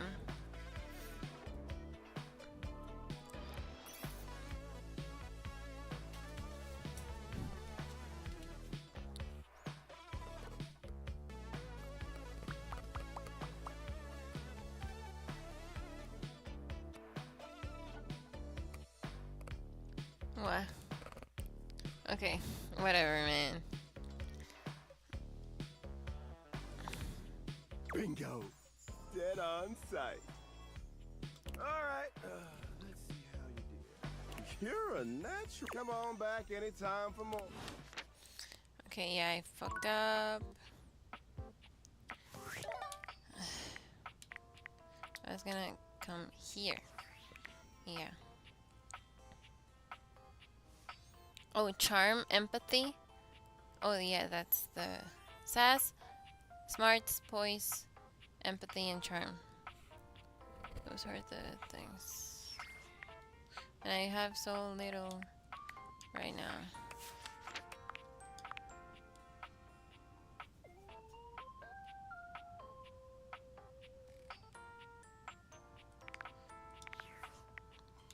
Ba-da-ba-ba-ba-bum.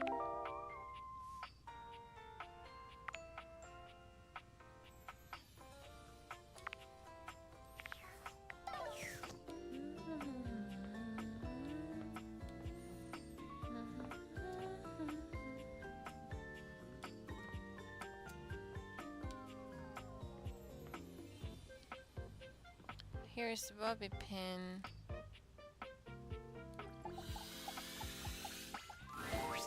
For the last time, I don't have games on my computer. I can literally see a game right there on the desktop. Well, that's for me, not you. I work hard. I deserve a little self-care. Mama needs to play a little arachnid old maid every now and then to soothe her nerves.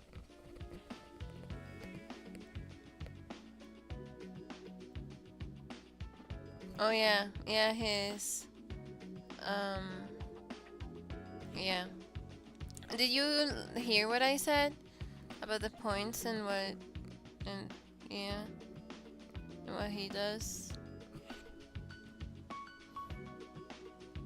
Hey, I got nerves that need soothing too.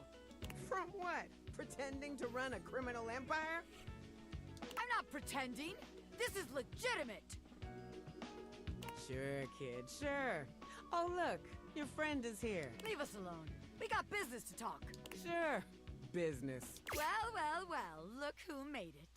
Welcome to the potential future home of the Pin. They remind me of like, oh, okay, they remind me of Rainbow Dash.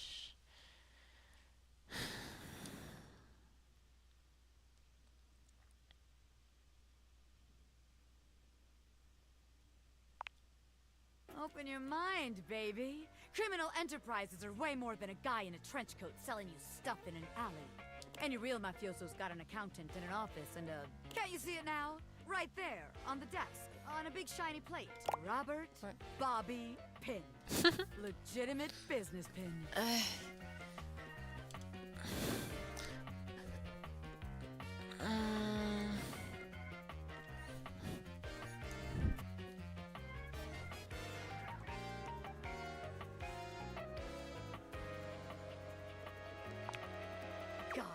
I thought the Bobby in quotes would make it obvious I am not stuffy old Robert Pin. I'm Bobby, sensual and sexy criminal mastermind, with a brain as fat as my wallet. Ha! I mean, yeah, Bigger is always better. Nope. But all right, if the nameplate ain't selling you on the vision, check this out. I call it funny money, honey. So we tell people I'm a finance pin. I scam HQ, the office, really sells people on the whole thing. I make a bunch of fake degrees and licenses and all that. They bring me the money. I take it.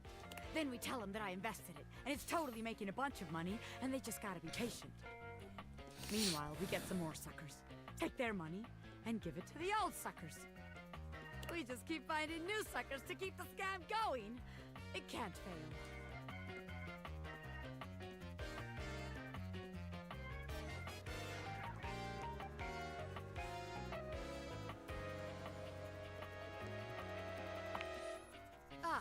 Yeah. I mean, a hardened gangster like me can handle a couple of years in jail, but I can't be endangering the rest of my crime family. Besides, if I get locked up again, who's gonna take care of the rest of you? Yeah, no, that won't do. Seems like the office just ain't gonna be the place for us. But hey, that's okay, baby. A gangster like me is flexible.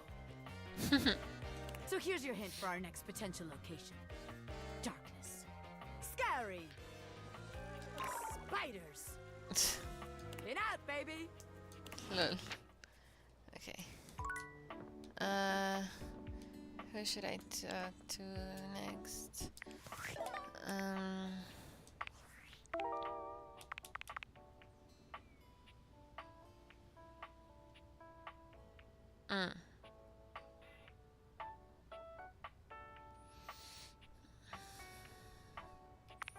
Was that like the papers? I guess so. I'm gonna talk to the paper. Hey, fuck. The secret of getting ahead is getting started. Marker Twain. Oh, he wasn't? That's Penelope?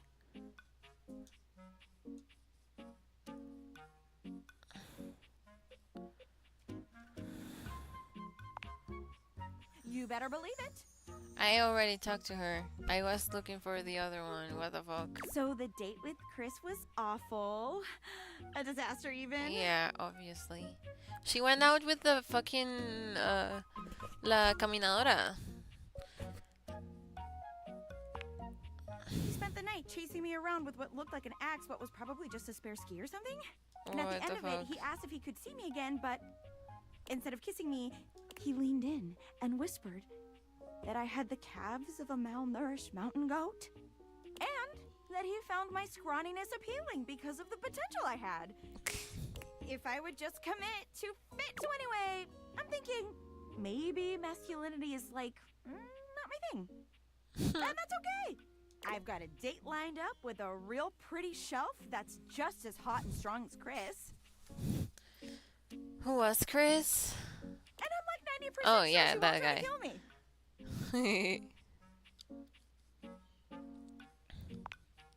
Thanks. I think so too. You got any tips for this date? Anything to keep in mind for going out with someone who could totally crush me with a pinky, but is also feminine and fine?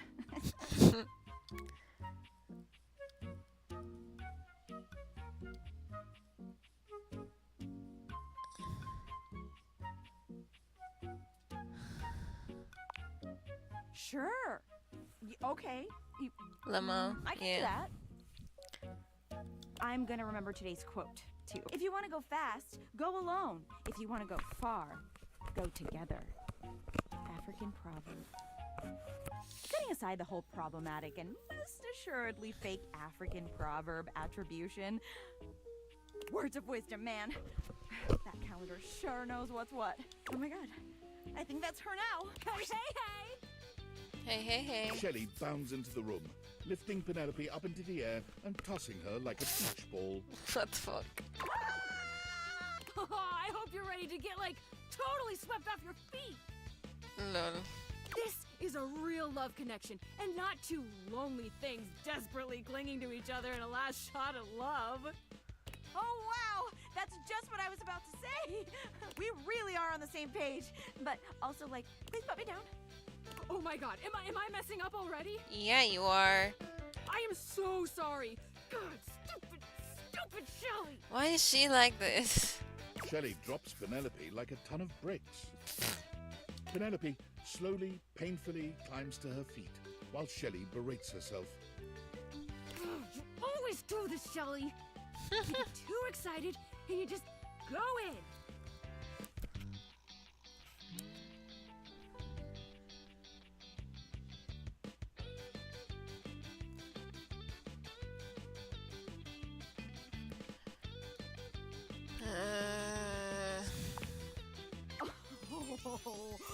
Oh my god, stop! Don't say that now.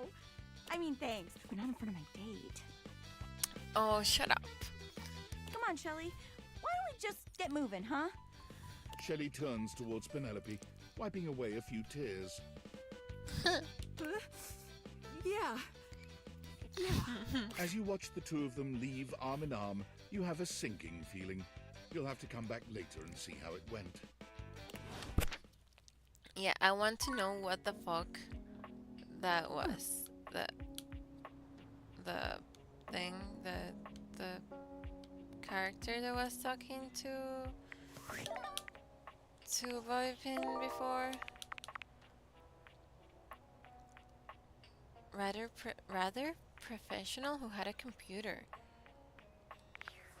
What? It's not the computer, because I already talked to them. Oh. Oh my god. No, not this. Oh my god. Close.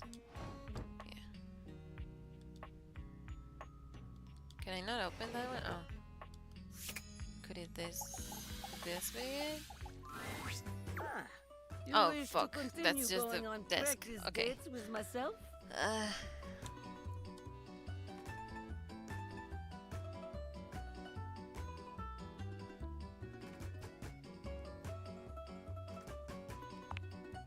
Here are the potential locations for these dates.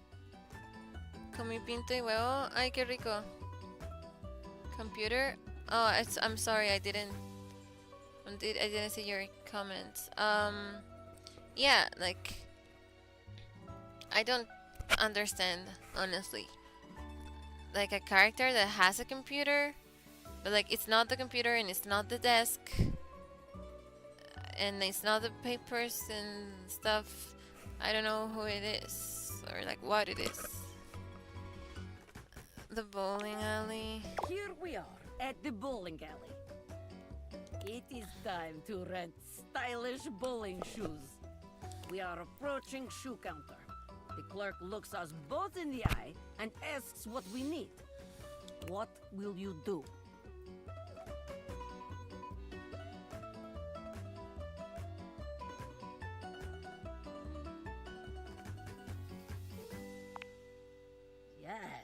Yes, very good. No judgment or embarrassment. Feet are only feet after all. It is not the size of the foot, but the amount of ass kicked that counts. Excellent. Simply excellent. It is time to use ancient bowling alley computer to input our names in time-honored bowling custom. What do you put for our names?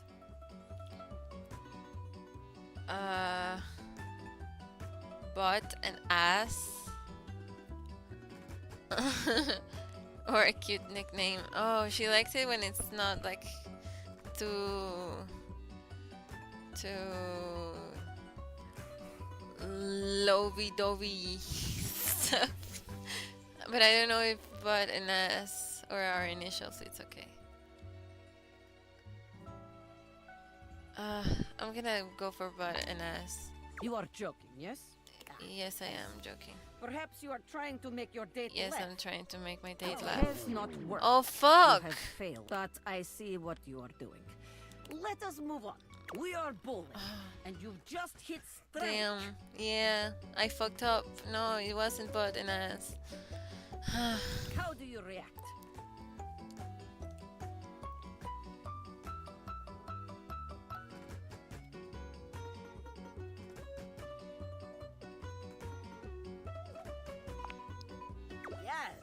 Very good. Yes, very A good. high five is always welcome in such a situation. You can allow your date to appreciate your strength while celebrating your victory in a considerate way. Yeah. Wonderful. Very good. You are becoming quite the charmer. There is always more to learn. We will continue next time. Yeah. See ya. See you again. See ya, see ya, see ya. Okay, so it's not that either. What the fuck? I don't know. I don't know who it could be. Self-love.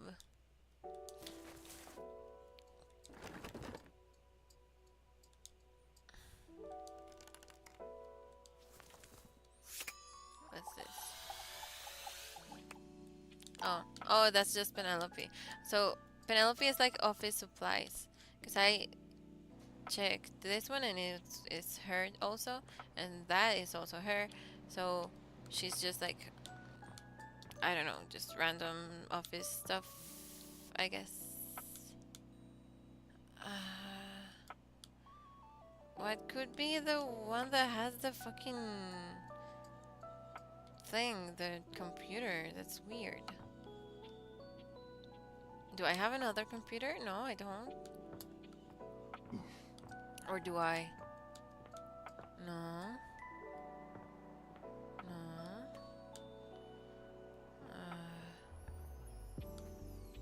Nope. No. Nope. Lol. What the fuck?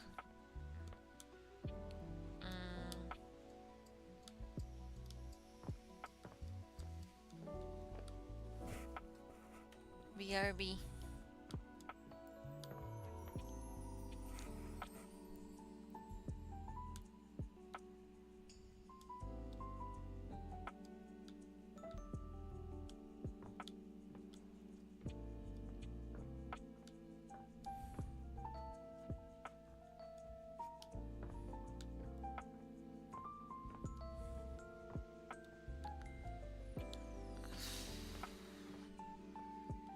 I don't have another computer.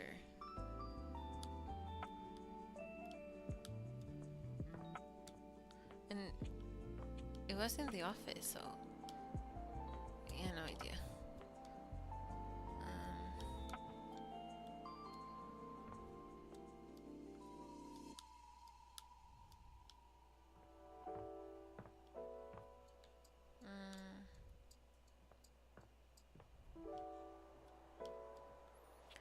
Oh, I thought about something and I forgot. I just forgot. Oh my god. I was like, oh yeah, I should try this one. And I don't remember anymore.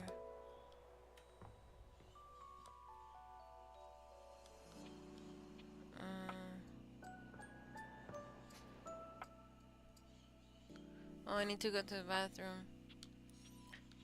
I'm about to piss my pants. Should I talk to this? Sure, what the hell? A leather-clad dominatrix stares you down, Oh, wow. radiating disdain. She looks at you like you're the dirt beneath her feet. Hello, you pathetic, worthless little wretch. I am going to the bathroom.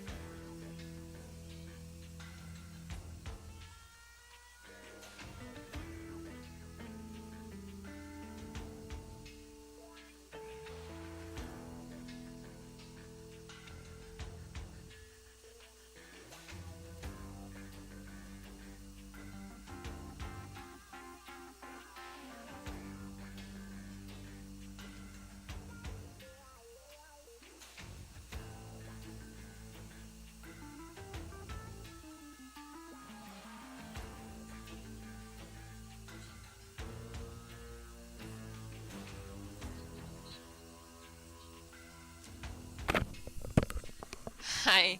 Yeah, I'm back too. Yeah, wow, yeah, exactly, yeah. Um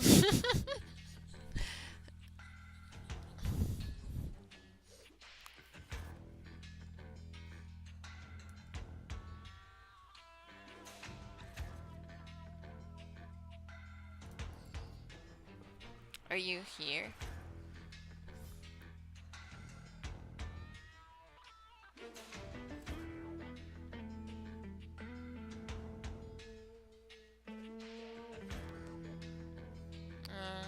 I miss you too. A lot.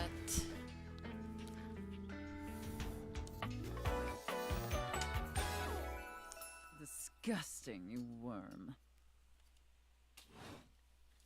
Whoa there! My content aware has given me a tickle. Hello. Rah. Sophia here is a dominatrix, and she's gonna put you in some pretty dominating scenarios. Yeah, You no cool shit. with that, or you want to skip it? On with the show. I do not recall asking anyone for your presence.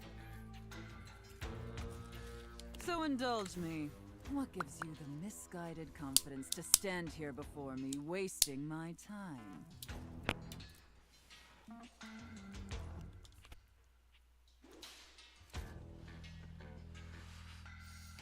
Huh. Should I be bratty? Should I be subby? Should I be what?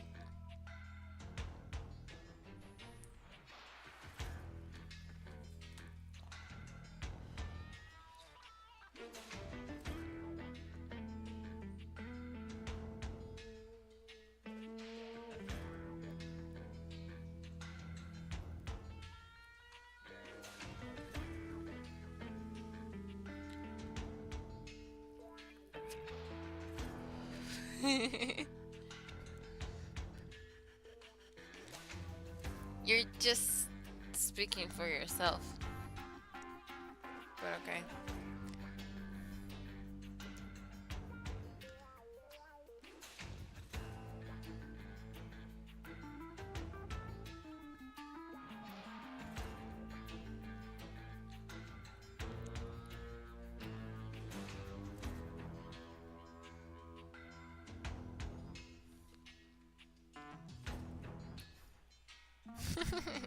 You're so cute. It's just I like being bratty. But wait.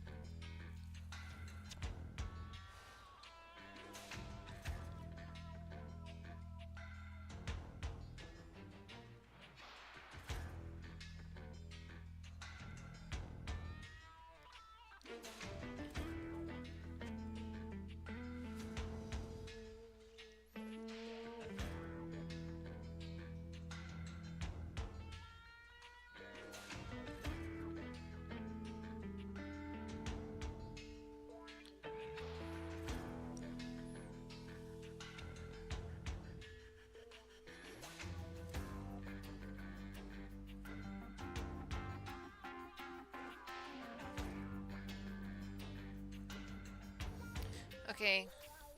If I am bratty, she will hate me, so I will listen to you.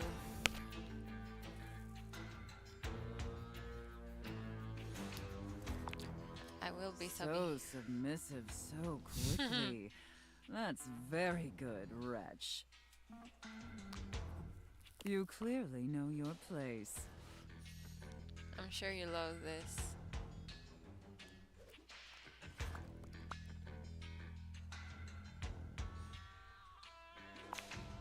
We obviously haven't met before, so I want to be clear. Yeah, sure. Going forward, you will address me as Mistress, if you wish to continue this conversation. Is that understood, wretch? Sure, whatever, mistress. That's funny. Very good. Now I know what you're thinking.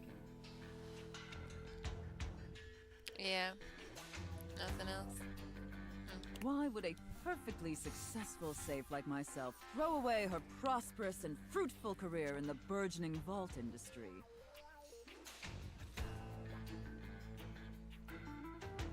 To become a mistress to all the lost, pathetic, and broken creatures of this world.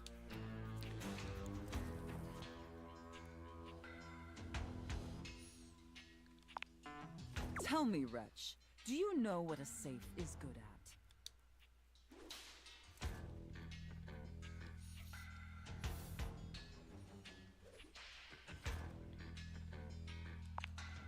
An acceptable, if asinine, answer. But the one thing a safe is good at, tantalizingly good at, is keeping things locked away. Valuables, memories, and very often, secrets. Deep, dark, very dirty secrets. You're so cute. You're adorable, you know? The kind of secrets that everyone secretly longs for, aches for, but diligently keep hidden far from everyone, even if necessary, from themselves. Can you see her blush? Do you have any dirty little secrets like that, wretch?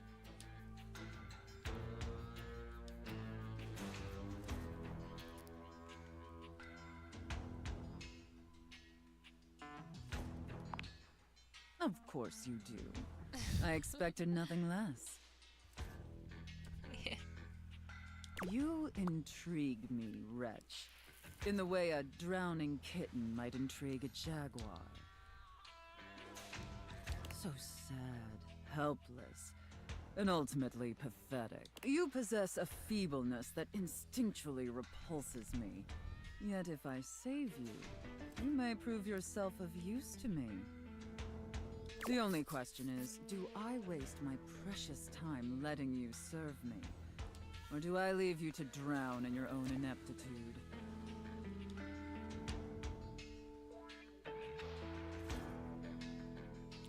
Whatever mistress wishes. Very good answer. All right then, wretch. Against my better judgment, and because things have been so frightfully boring lately, I'll allow you the opportunity to serve me. You should count yourself extremely lucky. Not everyone is given such an incredible, life-altering opportunity. And rarely do I make this offer to worms as painfully tragic as yourself. Of course. Anything for my compliant little wretch. I can't wait to test just how compliant you truly are. And who knows? Perhaps in the end, you may even have the opportunity to open up my chassis. That is, if you are skillful enough to figure out the combination.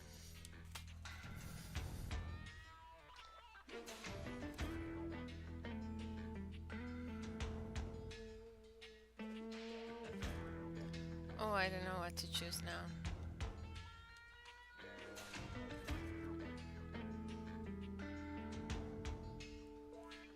What should I choose?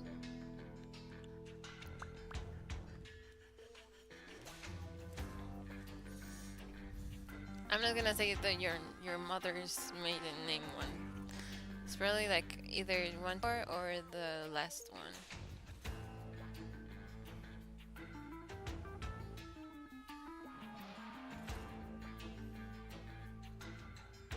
No idea.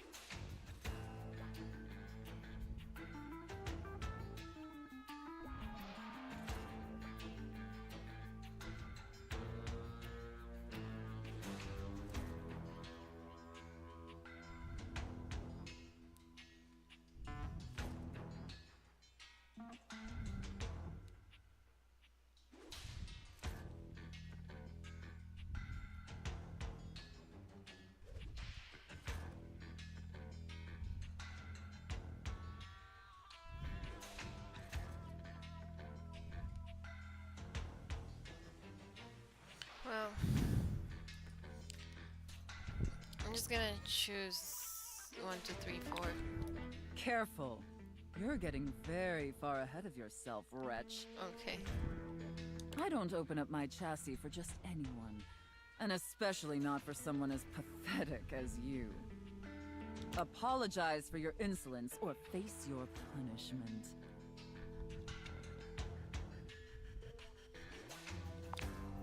Very good. Your mistress is pleased. Okay. It sounds like you're willing to do the necessary emotional work to take this relationship seriously. In that case, Be back here tomorrow to fill out all the paperwork. Paperwork? There's some important ground rules we need to firmly establish before we take this any further. But once we get that out of the way, I'll open up your dirty little mind to fantasies you dare not even whisper. Now, affirm that you are my compliant, needy little wretch. Again, like you mean it. Like you'd unquestioningly do absolutely anything I'd ask of you. Tell me that you're my compliant, needy little wretch. Now. I'm sure you love this.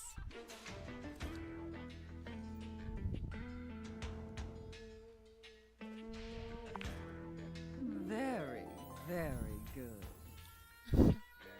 Then I will see you back here tomorrow, wretch. Do not keep me waiting.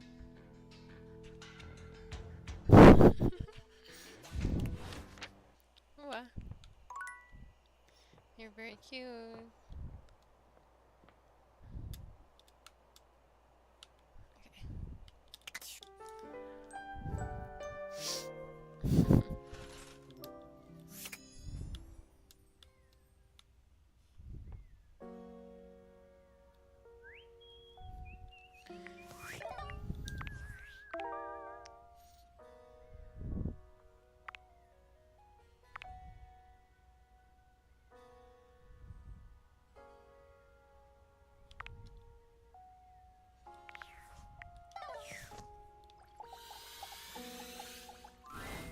A cool breeze tickles at your neck. You can feel someone here, but you can't see anyone. No. Why are you here? What are you doing?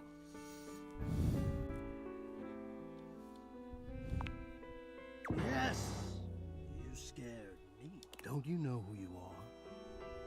What you are to me? I'm scared the way one is frightened when coming face to face with a divine force. Not now, not here, not yet. Please, please, I'm not ready, not like this. I've dreamed of this, of meeting you, finally. And now the moment is here. I just can't, not yet. I'll be ready when you come back. Okay.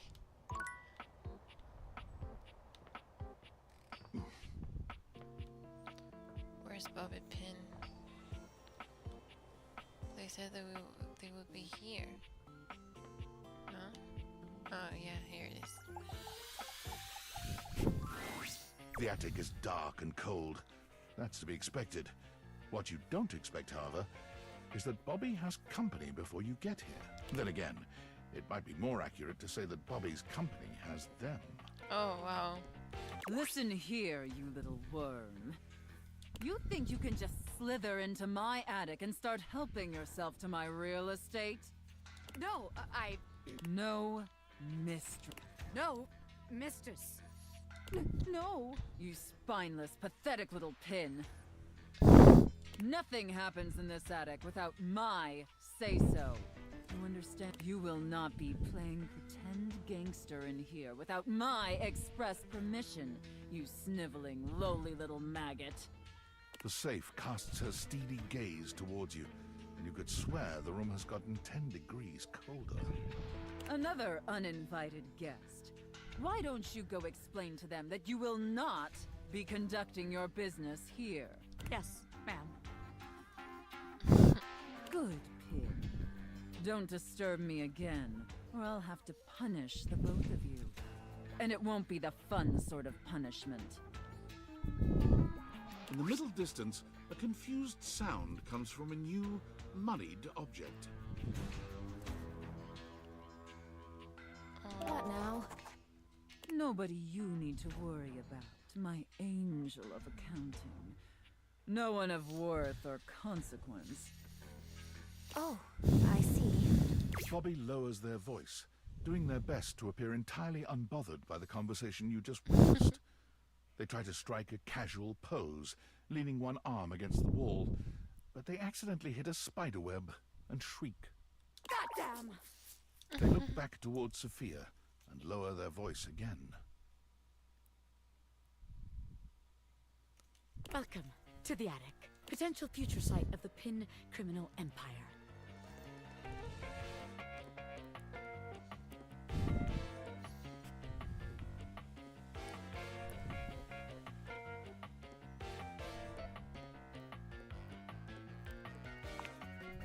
What? By that stuffy old safe? I ain't scared of her. Sure, buddy. It's just cold up here, okay? I am not scared. But just to be sure, let's see how this scam strikes you.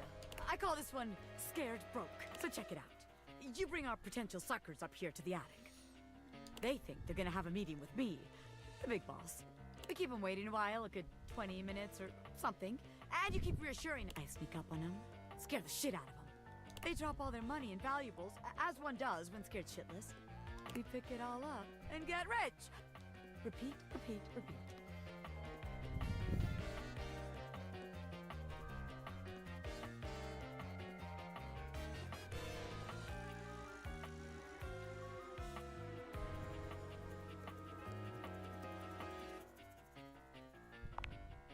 God, yeah, you're right. It was a great idea, but all these wise guys up here crowding my shit and ruining the vibes. Yes, it's not my fault, but it won't work, will it? Bobby looks around the room, as though desperately trying to source some inspiration from somewhere. They fold their arms over their body, trying to keep warm while still trying to look effortlessly cool. The result is less than convincing. Well, look, maybe this time you come up with a scheme for us. Huh, recruit?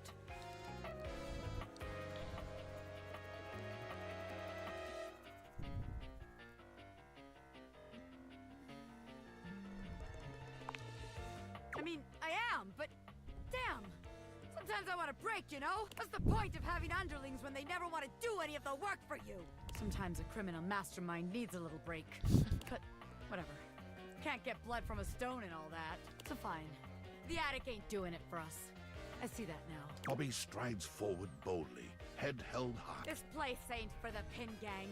It sucks! What did you say, you miserable little worm? Yikes! I'm out! Bobby calls over their shoulder as they disappear down the stairs. You can find me where the magic happens, baby!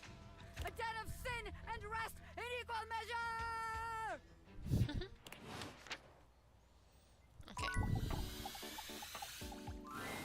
My dear, dear little wretch, you are late.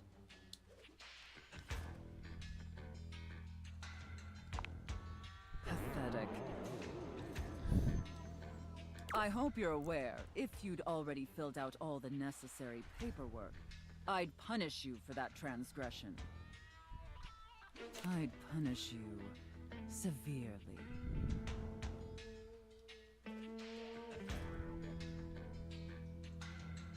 Sorry, my ADHD gives me chronic time blindness. That's very funny.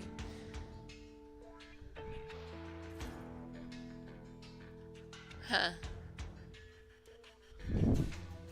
Then let's get to that paperwork. Yep, there's nothing I love more than filling out paperwork. True.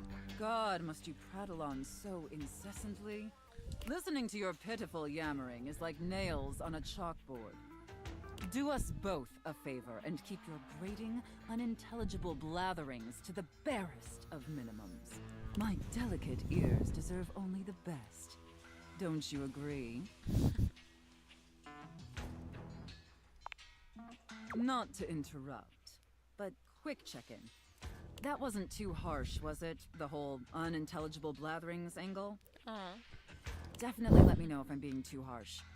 Like, I absolutely want to treat you like you're worthless garbage that completely repulses me. That's basically how I feel anyways. But I want it to be hot, not sad, you know?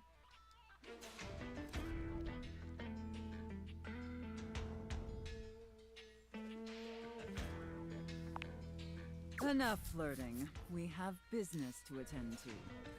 First, I will need you to consent to my complete and total authority. You will surrender yourself to me, making you compliant, dependent, and subjugated to my will and my will alone. Do you consent, wretch?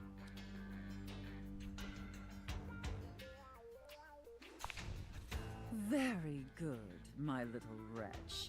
It appears that you can follow orders well, at least when you put your mind to it. That will suit you very well in your new position. And if you keep doing as I say, perhaps there are some other new positions we can try with you. But first, your mistress has another demand. As you now have responsibilities to me, I too have responsibilities to you. And above all else, it is my responsibility to ensure your emotional and physical safety. For in order to be fully subservient to my needs, you must feel fully secure. That said, in order to ensure the safety of my compliant little wretch, it's necessary for you and I to have a safe word. This is of utmost importance, especially since I am, after all, a safe.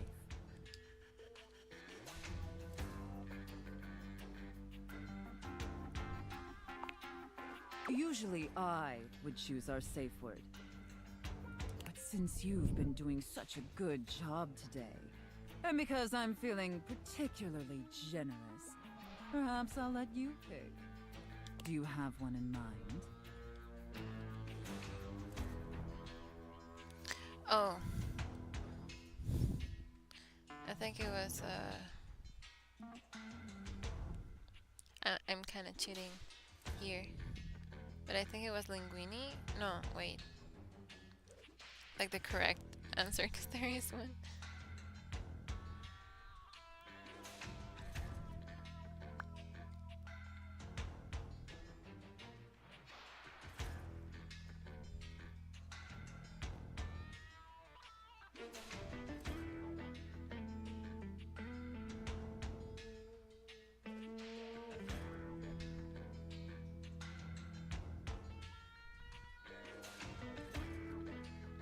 Oh no, there's no actually right one.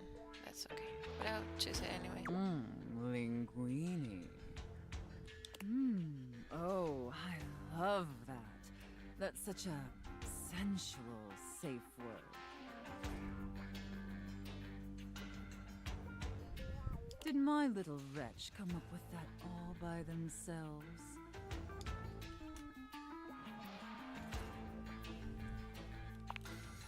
Interesting. I see.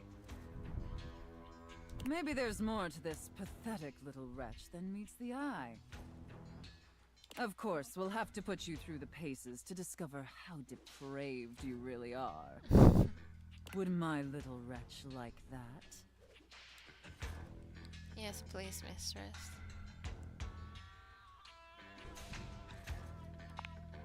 Good. Compliant and subservient. Yep. You're off to a promising start. But before we truly begin, I have one last issue that's been bothering me. Between you and me, I've become incredibly bored with most of my other, let's call them relationships. They've become routine and uninspired. They're stale. And this displeases me. It's all right. Lucky for me, you came along at just the right time. It affords us an opportunity to experiment with something new. I think, perhaps, to ensure you reach your full potential. Shake off the oppressive shackles of our everyday humdrum reality. Do you understand?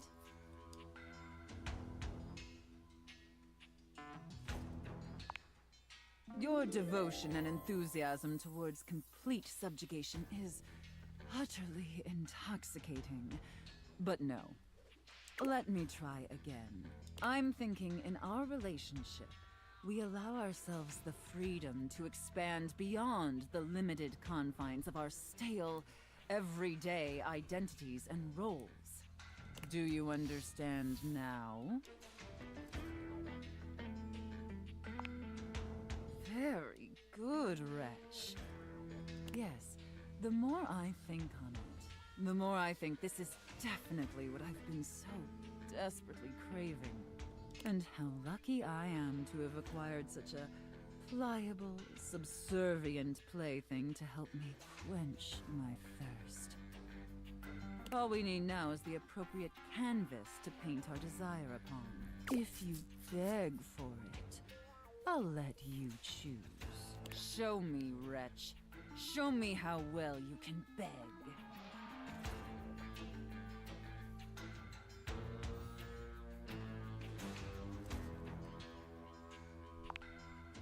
So utterly pathetic. I really shouldn't reward you for debasing yourself so pitifully. However, I do so love the sound of begging. And because you did a satisfactory job, I've decided to grant your request. Should I, like, say the things that I choose out loud? So, wretch, out of these 3 tantalizing scenarios, which do you think your mistress would enjoy the most?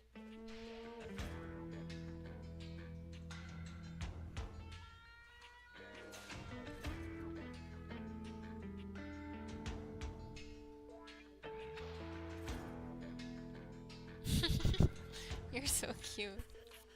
Chef and prep cook, Santa and elf, and finally, IRS auditor and small business owner. That's funny. I'm gonna choose the chef. I should have expected that. A rather pedestrian choice, but perhaps we may find something therein that I still find amusing. Now, I've seen more than enough of your pathetic visage for today. Oh, Be no. back here same time tomorrow and be ready Fuck, to serve okay. my every need. Do you understand? Yes. Absolutely, mistress. Very good, wretch. I look forward to experiencing your vain attempts to please me. Yep, okay.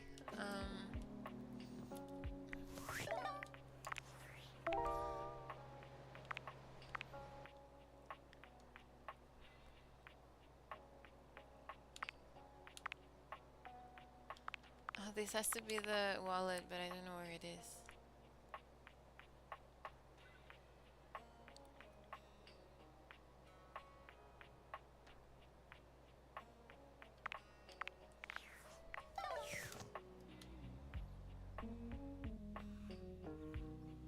Good lord. You're very cute.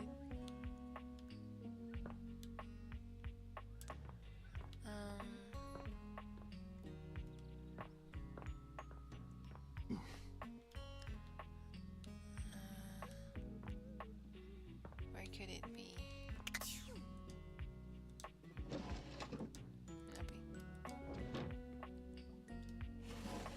Nope. Nope.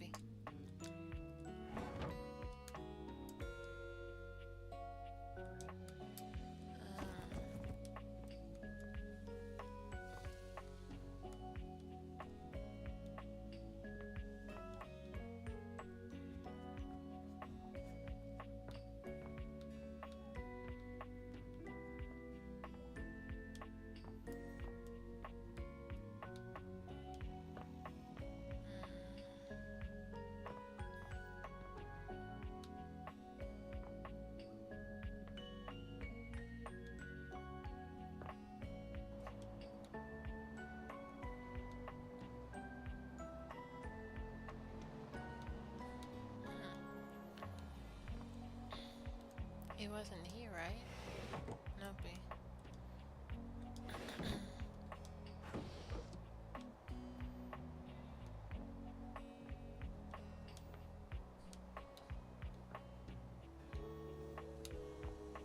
Oh, I'm gonna talk to the rubber ducky. Oh no, wait.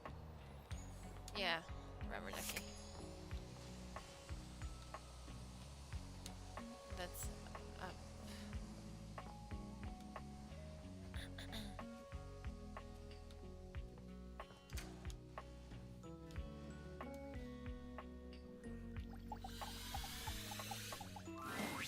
You again?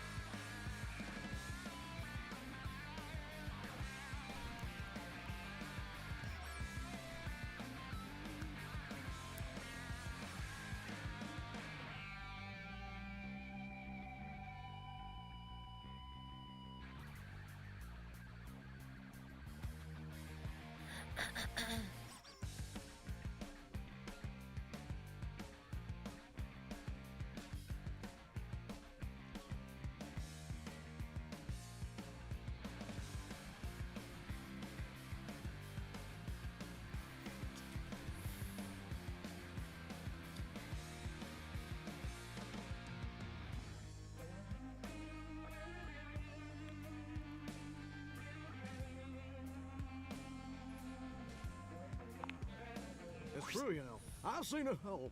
The duck off, Johnny! You ducking overpriced rooster! I'll do shit to your plumbing that even Roto Booter won't be able to fix. You might finally hit that high D, you ducking douche nozzle. But will it be worth it? Bravo. Duck off! Be nice, Rebel. So, what brings you back, poser? See? I'm being nice. Ugh.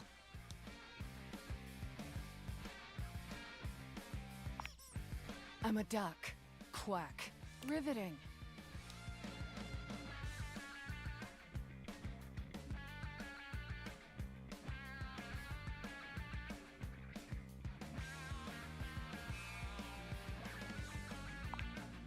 What is? What?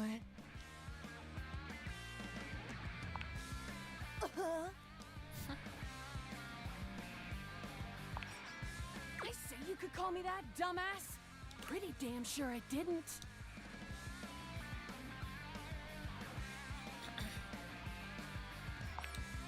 But you are all those things. And more, probably. I'm just being accurate. Fine. Call me Rebel. Or Daddy.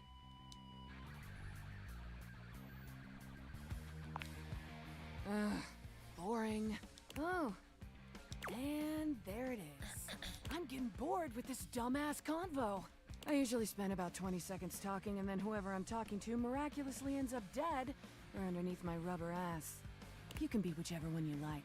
That's the only favor I'm gonna do you too, so appreciate that shit.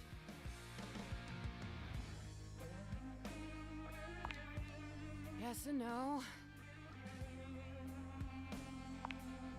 Ain't my obligation to make sense, jerk off. But sure, you want my name? I'll give you my duckin' name. It's Nunya.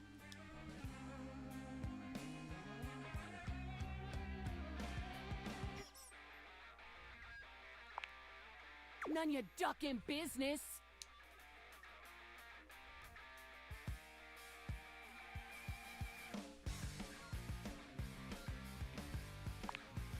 Names are worth choosing.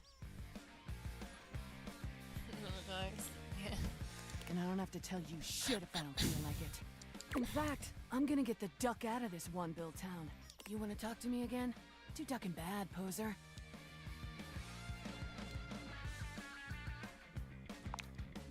You ever heard the saying, gone like a rubber duck who's done with your shit?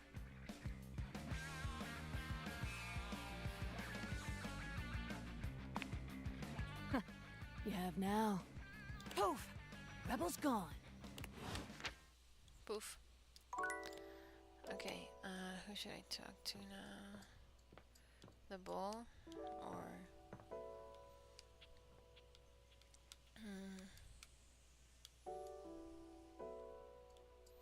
I haven't been here yet. I haven't chosen anyone, I think. Let's do... the Teddy. There's something so intensely familiar about the cuddly stranger. The combination of his massive stature and the soft materials he wears produces an almost irresistible urge to hug him. And the aura of safety he emanates certainly doesn't help. Well, well, well. Aren't you a sight for sore eyes? Yeah!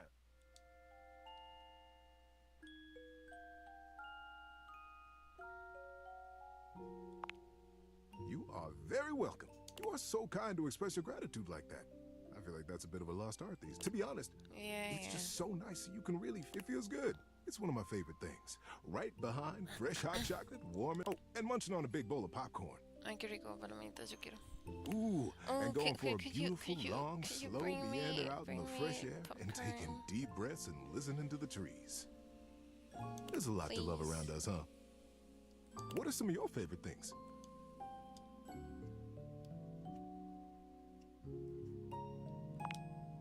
I find that thinking about the things I love makes my whole day that much better. I'll bet if you pondered it, you could come up with some real crackerjack stuff. Hey, I'll even help you. I've got a great big collection of stories and advice to help you out. That must be a reason you came to see me today. Tell me, What brought you around to see me?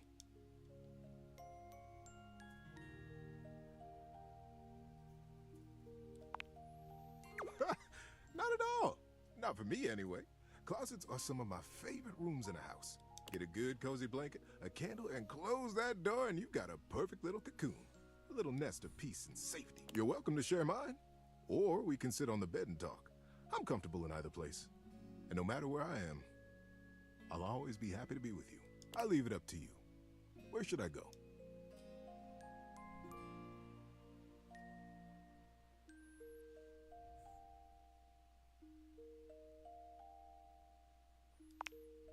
Closer to you? I love it. I've got a terrific story lined up for you tonight. Are you ready? Being that it's getting to nighty-night time, I got a story to help you drift off to sleep. For me, whenever it's daytime, I'll give advice. But at sleepy time, it's story time. Want to hear my story?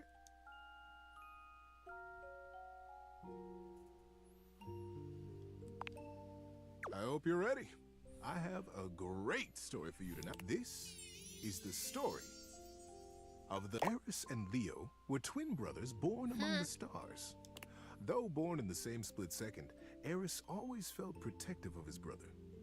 Leo could be a bit of a hothead, and Eris was kept busy keeping him out of trouble.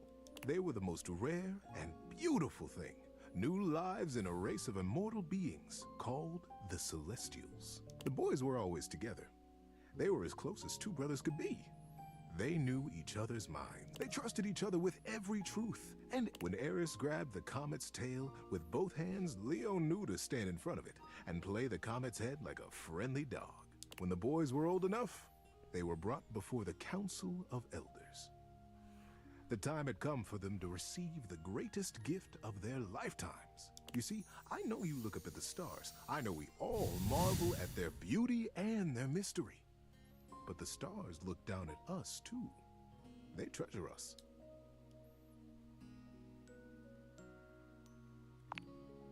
The chance to live a human life, to be born here and live here and experience our world is the most precious rite of passage. And for Eris and Leo, the moment had arrived. They were led slowly into the abyss of the council, right up to the throne of the Elder. It is time, my sons, he intoned. It is time for you to be born again. You will come to me separately and chart your course through your human life. You will decide the things you will see and things you will experience. And when you leave my chamber, you will forget what we have said. When you are born on Earth, you will forget your life here, and you will be fully and only human. That's cute. Leo looked from the Elder to his brother and bit his lip. Sir, he began, when we get there, when we are born, will I know my brother? The Elder smiled kindly. Yes, Leo, you will know him as your brother. But the closeness you feel here will not necessarily go with you. If you choose to have that closeness as humans, it will be up to you when you are old enough to create it in your lifetime. Eris smiled and slipped his hand into Leo's. Don't worry, Leo, he whispered. We'll remember each other, I promise. Each boy went with the Elder and planned his life as a human. And when they were reunited in the abyss, they smiled at each other with the impish excitement of what they were about to do. It was the greatest adventure either one of them could have imagined. And they would get to do it together. Are you ready? Asked the Elder. The boys caught each other's eyes and smiled. Yes, sir, they said together. Then take a deep breath and close your eyes. When you open your eyes, your journey will have begun. And so, Eris and Leo were born as brothers here among us. Among us. There's an option to say among us. That's very funny. Oh my god, I don't know what to say now. Should I be funny or should I talk about realizing? Oh my god. I kind of want to say Among Us.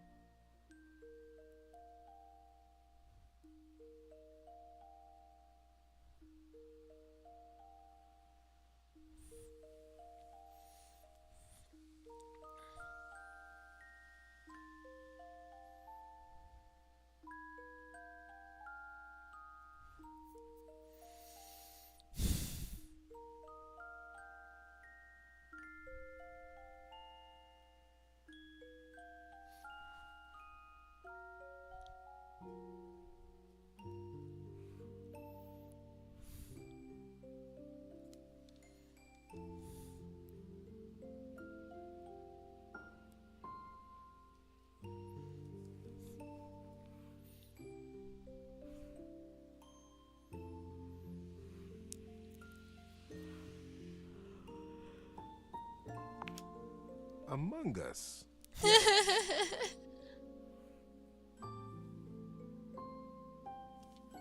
That's very funny.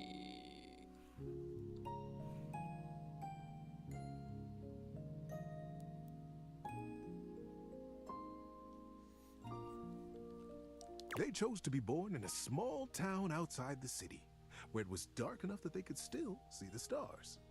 I wish I could tell you that they immediately remembered their love and their closeness, but while they were always together, they fought constantly. They questioned why they had been born as brothers. They were so unfamiliar to each other. It felt like whatever one did perfectly irritated the other. The boys were 8 when they started racing each other through the woods. One day, as they were running, chasing each other and pushing each other to go faster and further, Leo realized that he had taken a wrong turn. The trees looked unfamiliar, and the air started to smell strangely open and deep. But Eris was hot on his heels, and he couldn't stop. He couldn't be caught, pushing himself forward, blinded by the competition. He didn't notice when the dirt underfoot turned to rock, and when the rock began to thin into a great, high cliff. He pulled himself up short in a panic, but it wasn't quite fast enough, and his momentum carried him bodily over the edge.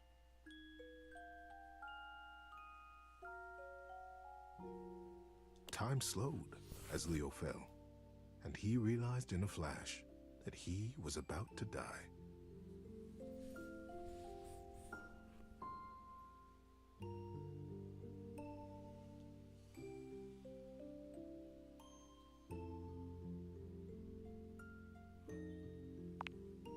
And that's when he felt a small electric hand grip. Eris pulled them both out of the air, hurling his little body backwards and tumbling both of them onto the rocky path behind the sheer face. Leo felt a small rock slice into his hand, felt the blood pouring out over his arm and Eris. But he was alive.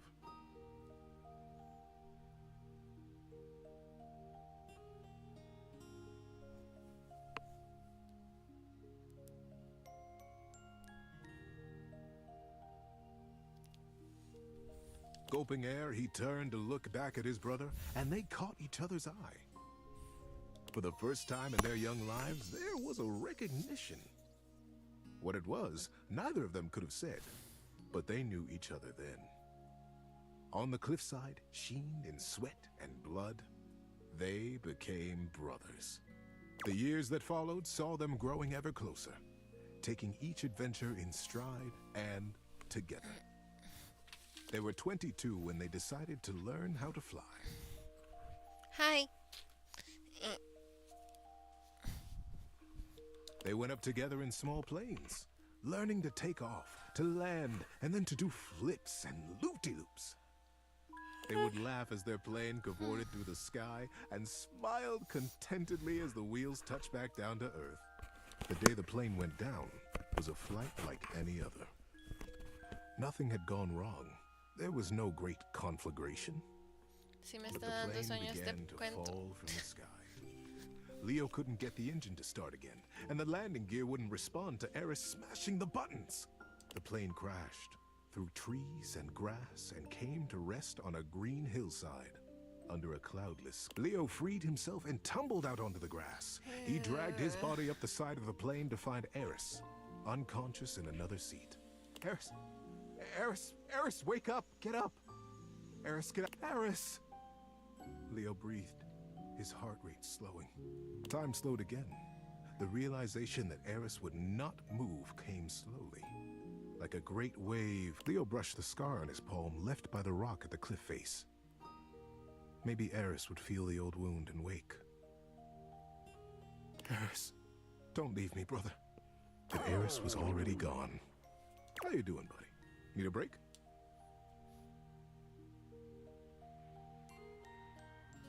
Yeah, I am bored.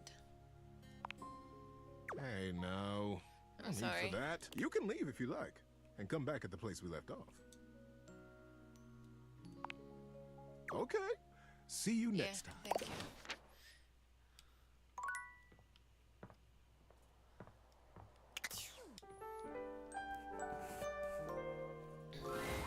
Nightmare comes to you Oh, at wow. the usual time and place, but there's something strangely hesitant about her tonight. She fidgets with the dark wisps at the edges of her being, the same way one might fidget with their hair. Hello, my dear.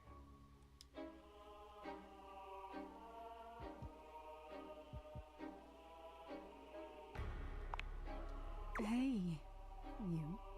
The other night, were you afraid? You know, I did my best, but I got the feeling you weren't all that scared.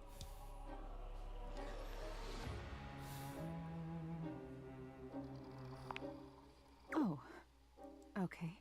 I get the feeling you're just being nice to me, but I guess I'll take it. Nightmare sighs, her horrifying shoulders sagging visibly. You've never seen her look so out of sorts. I knew it. I knew better, but I did it anyway. I let you see more of myself than I intended. I'm losing some of my mystery. I'm losing my ability to frighten you.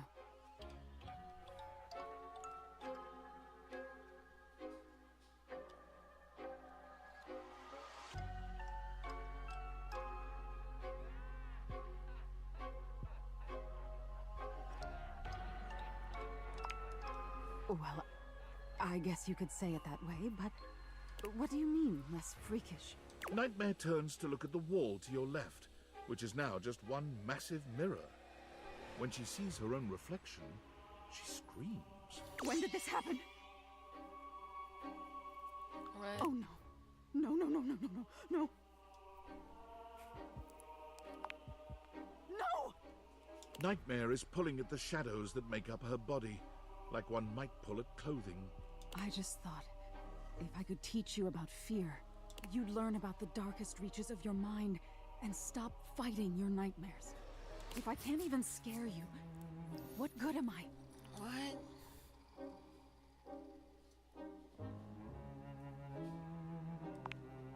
It's my entire reason for existing. If I can't scare you, I'm nothing. Yeah, she is. I love her.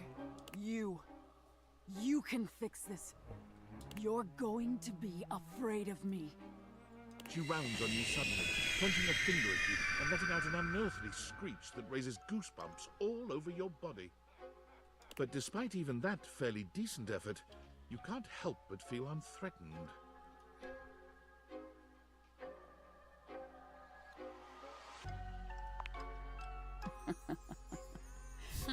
I've still got it. Nightmare sighs. How is this your dream and I'm the one having a nightmare? How do you deal with this?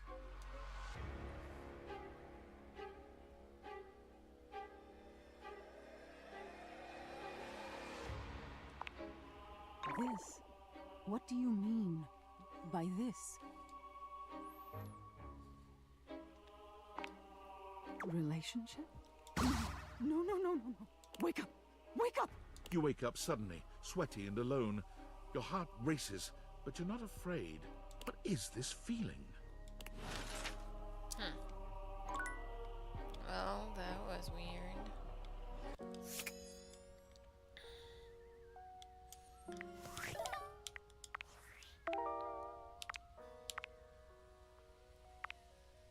I still don't know where the wallet is.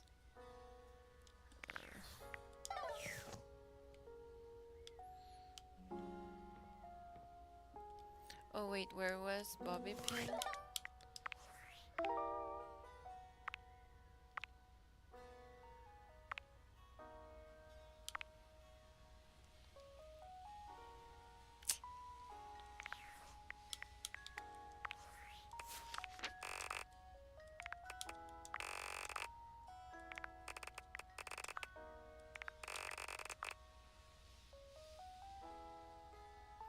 Where the magic happens? Den of sin and rest in equal measure. Oh! Okay, they're on the bed?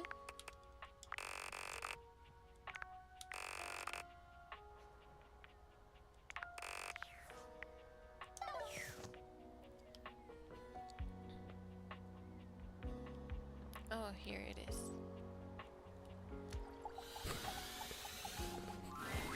As soon as you chance upon Bobby's newest location, you find Betty already speaking with them. Bobby, is that you? You know me? Little Bobby Pin. Look at you now. You've changed so much. Well, yeah. I'm not a little pin anymore, you know? No, you certainly aren't. You've really come into your own, haven't you? Why do you have to say it like that? I'm a grown pin! And beyond that, I'm a goddamn gangster! Oh, you certainly are. Look at you. I love that Bobby Pin keeps getting yeah. Like everyone just makes fun She of pinches them, Bobby's kinda, cheek, like. which really seems to upset them. Hey! Stop that! Your family has been worried sick about And they you, get you so know. flustered. You should stop into the bathroom and see them before you go. I will! I just... Wait. You know my family? Of course I do. They come through here all the time, you know, talking about their sweet Bobby. I knew you when you were just a little thing. One pin among many. Even then you were special. Gangsters don't have feelings. But if I did, I'd be real touched. Bobby's gaze falls upon you. All right, that's enough reminiscing. I got business to run. I'll just bet you do. Take care, sweetheart. Yeah. You too. Bobby sits at the edge of the bed, looking unusually thoughtful. They pat the spot next to them, inviting you to take a seat. There you are, rookie. Have a seat.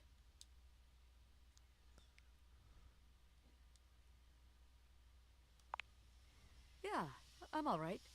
Just weird being back here so close to where I grew up. You know, I haven't been back to see my family since I got sucked up by Hoove. I will. I just haven't gotten up the courage yet. Who is la aspiradora?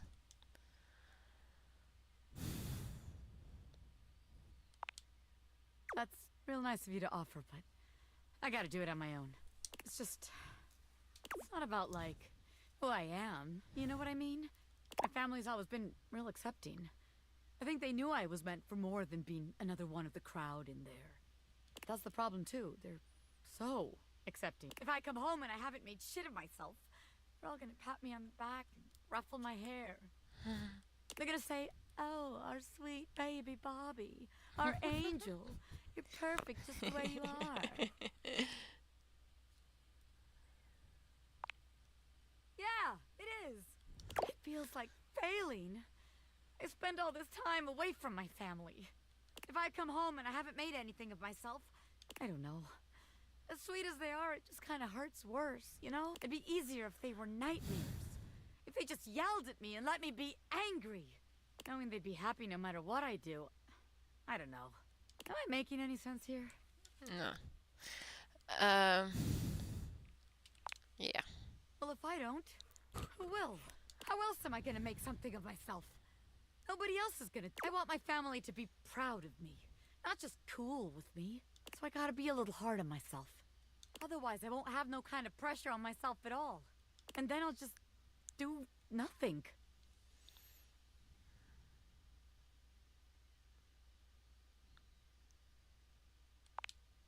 I thought I already knew, but maybe I never had a damn clue. Bobby stands, dusting their hands off. From what, you're not sure, but they seem to think it makes them look cool. All right, rookie. That's enough wasting time talking about feelings. I got one more place to check out. I think it's a real winner. You can find all kind of extreme temperatures there. Hot, cold, and all kinds of work happens there. See you there. Okay. I know what you're talking about, but I'm gonna go with Mistress here because she said to come at this hour. Hurry! You're already 10 minutes Oh my god. late. Come in quick and get to your station. And wear this. Okay. Are you the new prep cook Carlo recommended?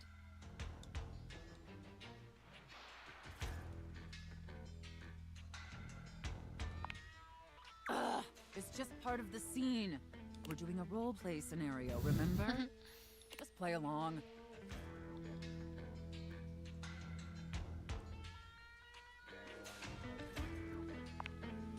You're talking too much and prepping too little, prep cook. You're already late and now our customers are getting impatient. Impatience means review bombing online, and review bombing Oh, is I'm the sorry, first I'm step not to reading. certain bankruptcy.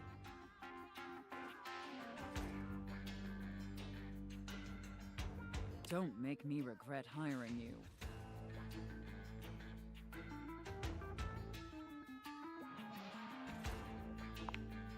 You disgust me.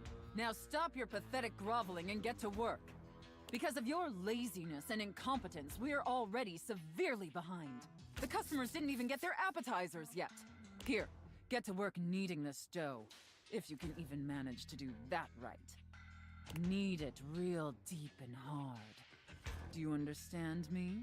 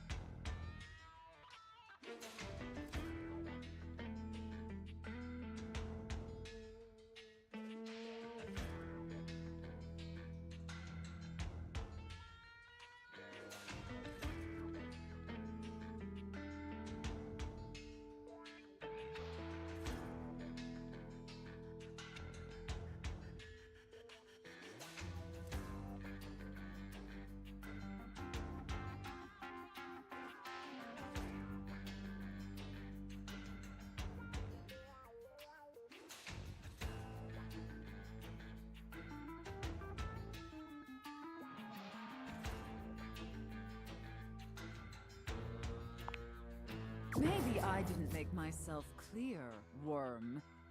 In my kitchen, I am the Alpha and the Omega. You exist to serve me unquestioningly and without hesitation.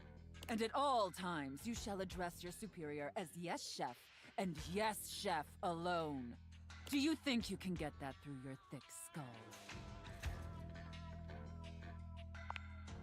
Better. Not great, but serviceable. Maybe we can mold you into an adequate prep cook yet. Now knead that dough. Knead it really, really deep. Harder, prep cook. I want to see the beads of sweat glistening on your anxious brow.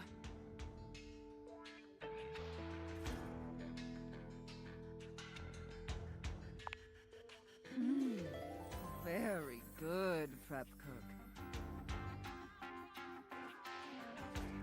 Apparently, you can follow orders when properly motivated.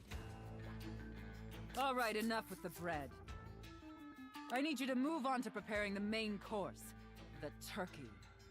Here, take this stuffing and push it deep inside the cavity. As deep as you can possibly go. Can my little prep cook manage that painfully simple task?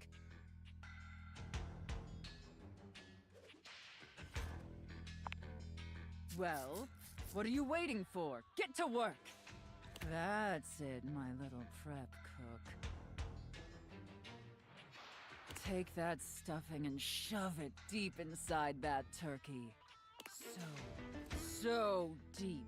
Fill that turkey up with those steamy, moist breadcrumbs. Shove them as deep as you possibly can.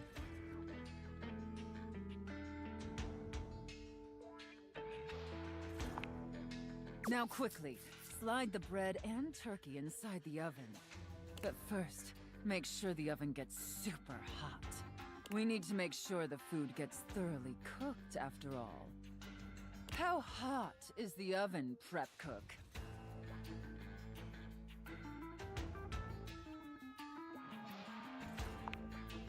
Now that is a very, very hot oven indeed. Good work, prep cook. Maybe you're not entirely a pitiful, worthless drag on this business after all.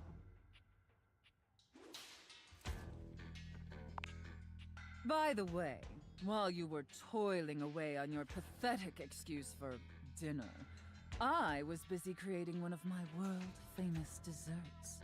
They're exquisite and delectable works of art, as I'm sure you're aware.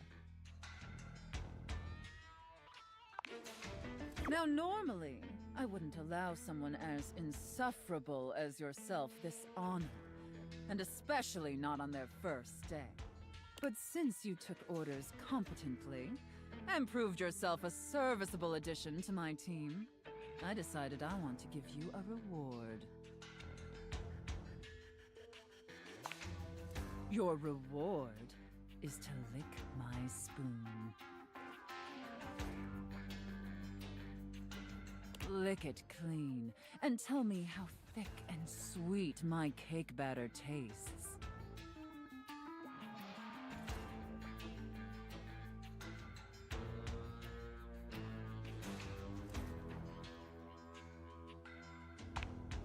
I know, isn't it? All right, that's enough. Now go clean the dishes. They're incredibly dirty, and frankly, so are you. I need you to scrub them of all their filth. Do you understand me? Scrub the filthy dishes like the pathetic, worthless worm you are.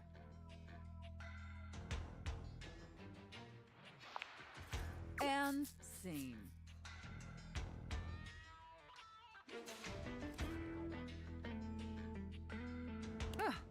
I don't know about you, but that left me quite pleased. An adequate and serviceable job, my little wretch. Tell me, did you find it as satisfactory as I did?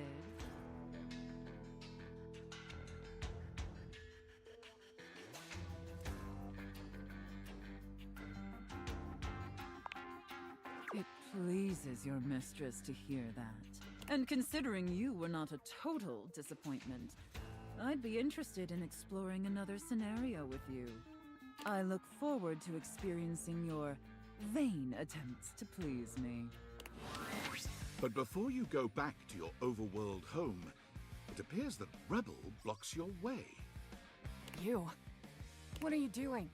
Couldn't get enough of me, huh? Thought I told you to get lost.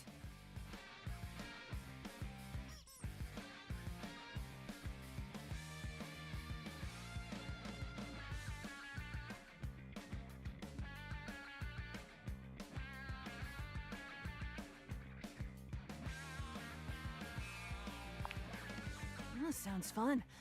I could give you something else to check out.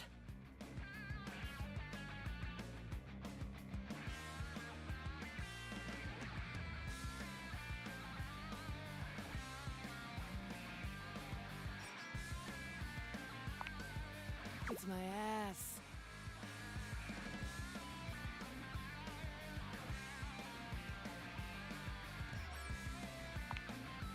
Huh. Bore a striking resemblance to your face, I thought. I hope you've had as much of a blast as I have.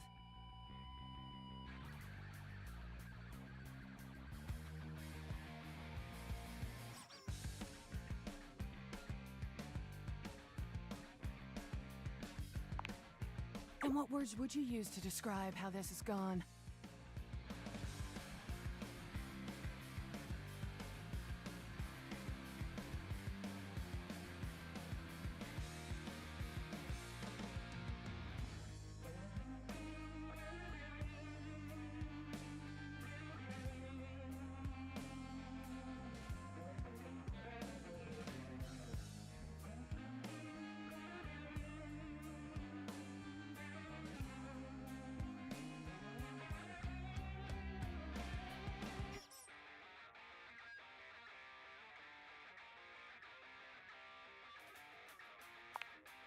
Well, it's a good thing that unlike the other idiots in this house, I'm not just here to fawn over you and try to get you to love me.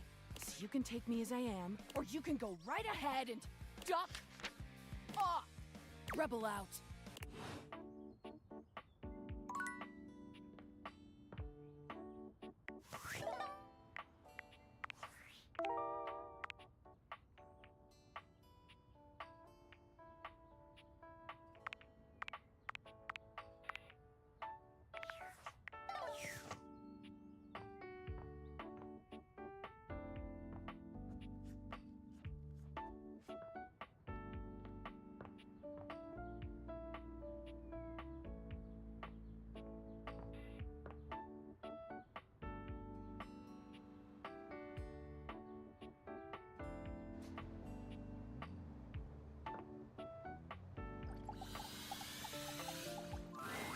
We are what we repeatedly do.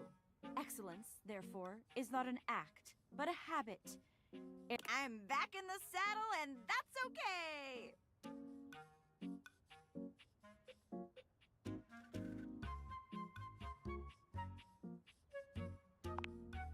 Oh boy! Didn't it? It was a complete disaster. She wouldn't stop crying at dinner. She kept talking about how I was her last chance at happy, and that if we didn't hold on to each other, we'd both be old and alone.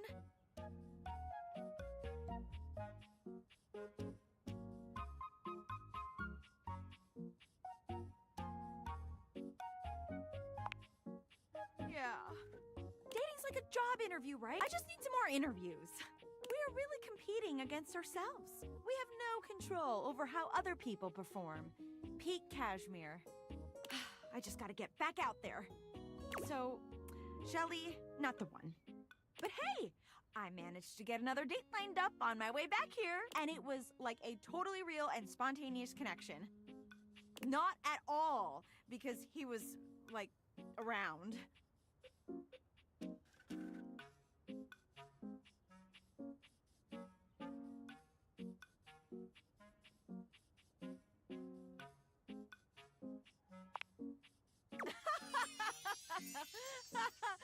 Stop it, you. That was a really hilarious joke you just told. And I'm totally in on it. Penelope looks past you to the desk. When you follow her gaze, you see a man wearing dice chic standing nearby. Oh my god, Chance! How long have you been standing there? Oh there, fairest maiden. Art thou ready for our date?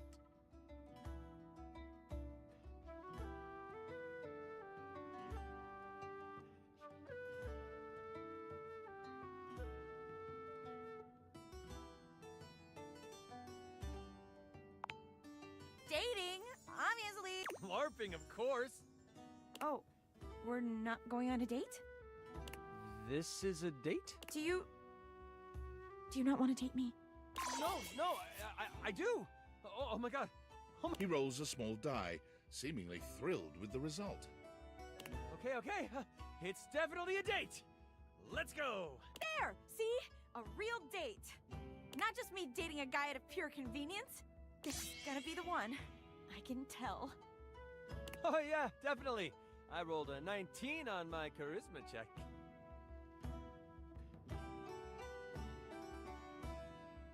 This is gonna be truly excellent.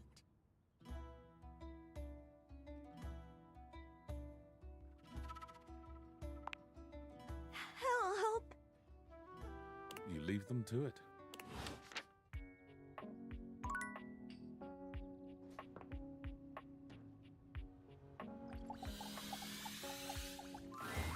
You expected some manner of dazzling beauty when you focused your gaze on the beautiful geode in your office, but you couldn't have imagined this goddess.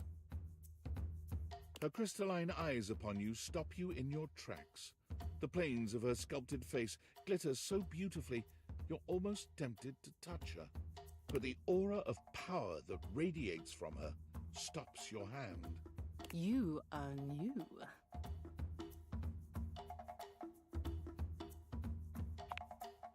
Yes, new. Not old. This is what new means. I've heard stories of the master of this household from Aaron. Another green young shoot convinced of their own immortality. Even as the wildfires rage closer and closer.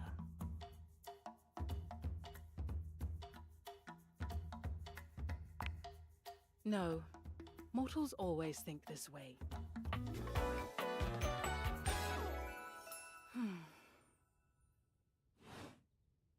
I am a geode here in your home, but I am so much more. I am the earth that nurtures you. I am the elements that imperil you.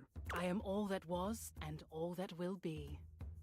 The first and the last, the beginning and the end.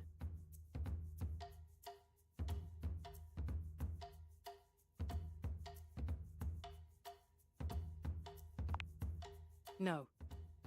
I have wondered when you might make your presence known to me. I hear of your comings and goings from the others in this place. Your antics are most amusing to me.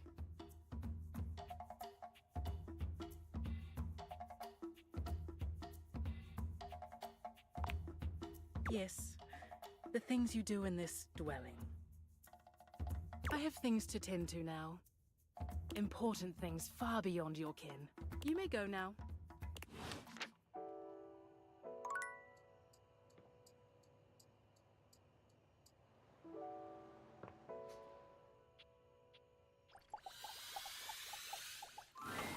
Is this stranger your junk drawer, or the physical embodiment of clutter? He's absolutely covered in odds and ends. Receipts, CDs, rubber bands. Even his messy black hair sports a light bulb, a pencil, and a pen. When he catches you looking at him, he startles, leaping back with an undignified yelp.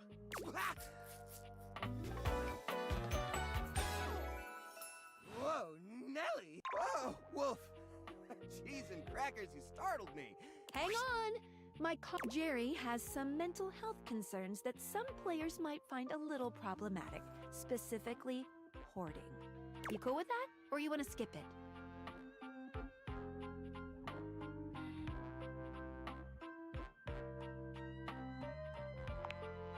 How would you like your relationship with Jerry to resolve?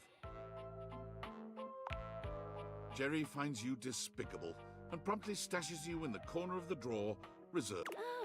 Enjoy your hate ship.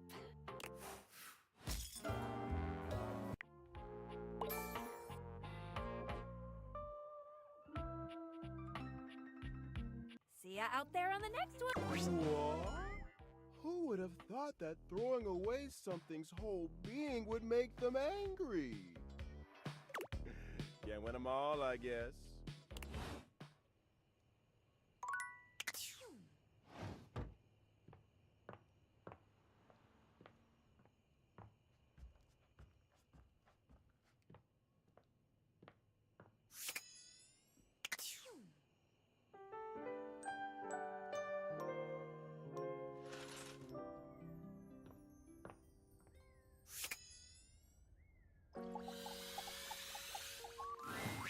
Ah, my dear, you have come back to visit and give me the chance to admire your...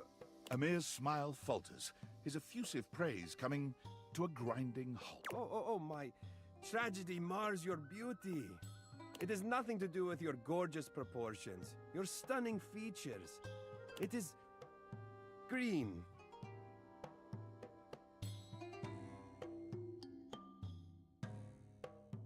A color that cannot belong in the white statuary of your teeth. Did you have broccoli recently?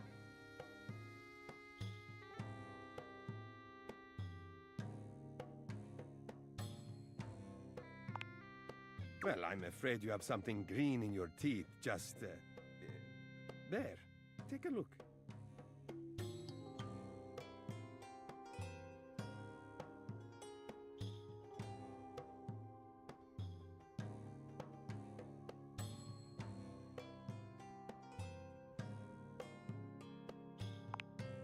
I'm sure not long, one can hope. Perhaps you should consider flossing more often. I'm sure Barry would be happy to lend you a hand with it, actually. He's rather obnoxiously reliable with personal routine.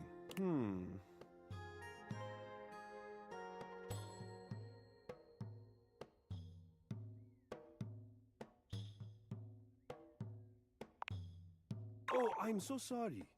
I am always one to fixate on hygiene. And coincidentally, I seem to recall Barry saying he had some free time today.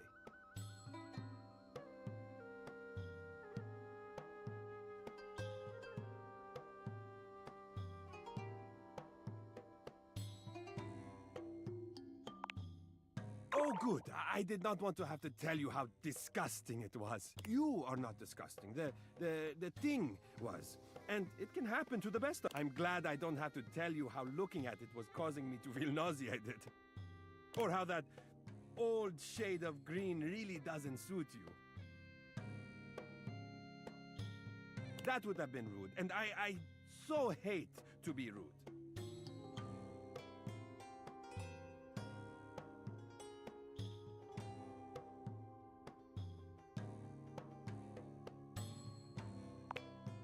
Exactly. So nice to be on the same page. Do come back once you've taken care of yourself. Once again, it seems as if Rebel has walked in on your previous conversation. You again?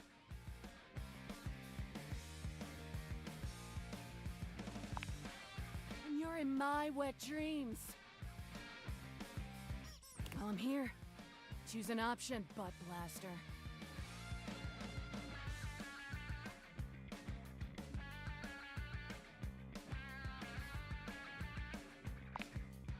Oh, well that I can do. Me and Bathsheba have been talking a lot of shit lately. Guess you could say I'm in practice. You know, someone has to be willing to tell the truth around here.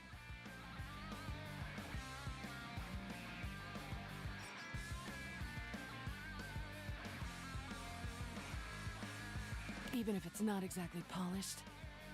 So, let's see. Whose bullshit have I noticed lately? How about that Betty? Giving it away day and night, and all warm and cuddly after? I mean, I like to party, but she's so... Like, aren't we all just trying to mash our bits together?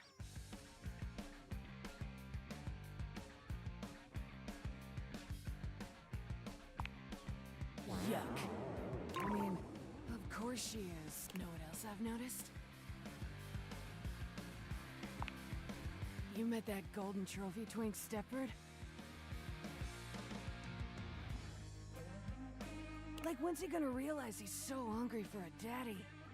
And come play with me. He's just wasting his time with all that sports balling.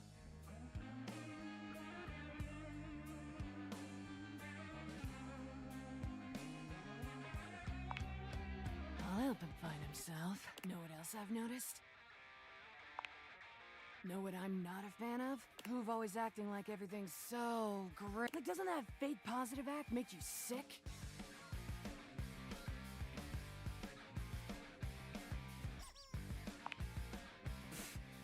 If you're that chill in this ducked-up world, you're lying to yourself.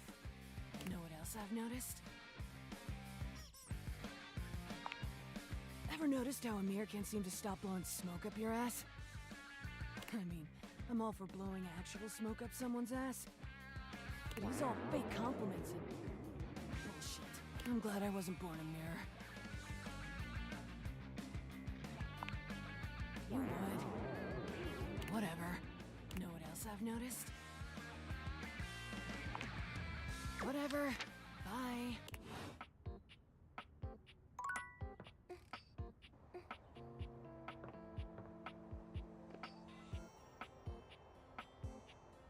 Ooh.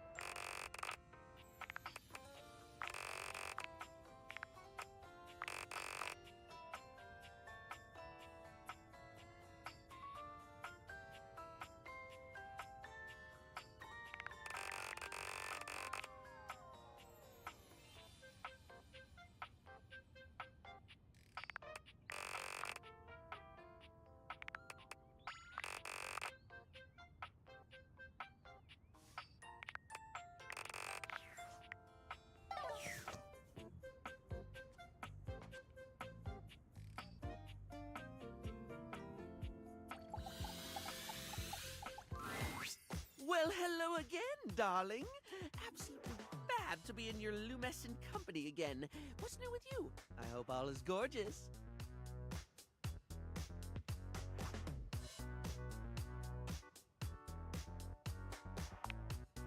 Hello.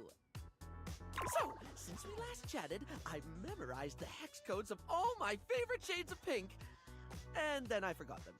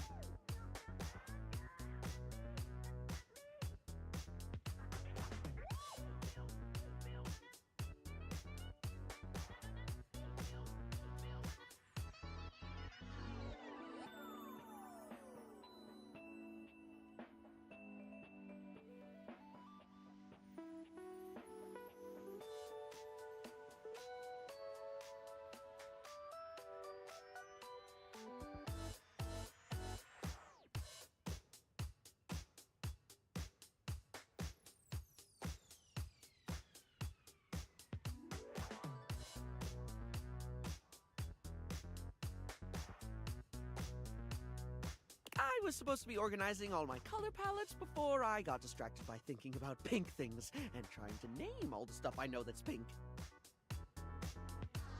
So, anyway, if you were thinking of going with the Smile Republic Berry Red eyeshadow today, I apologize in advance for not knowing where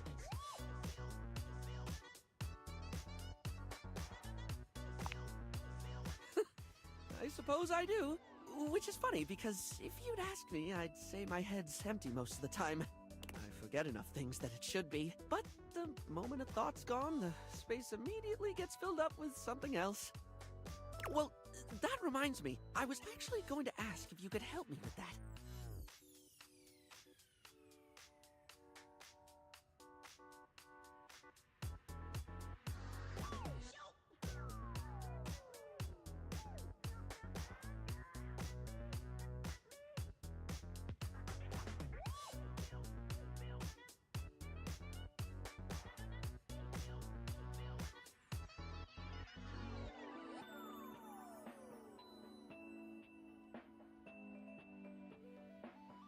I mean, from the color coordination on your amazing outfit alone, it's clear you're far.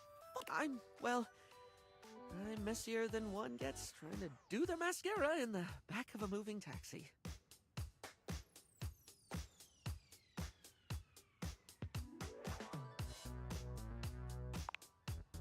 If you're offering, I'd absolutely love the help. Lately, I've just found it really hard to focus on anything. You know, I realized after we spoke last time that I actually can't remember what we talked about. Like, I have little flickers of the conversation, like snapshots almost, but you were really interesting and I enjoyed chatting and I feel awful that I can't remember anything as if you weren't and I didn't. Barry falls silent, the weight of his confession clearly getting to him.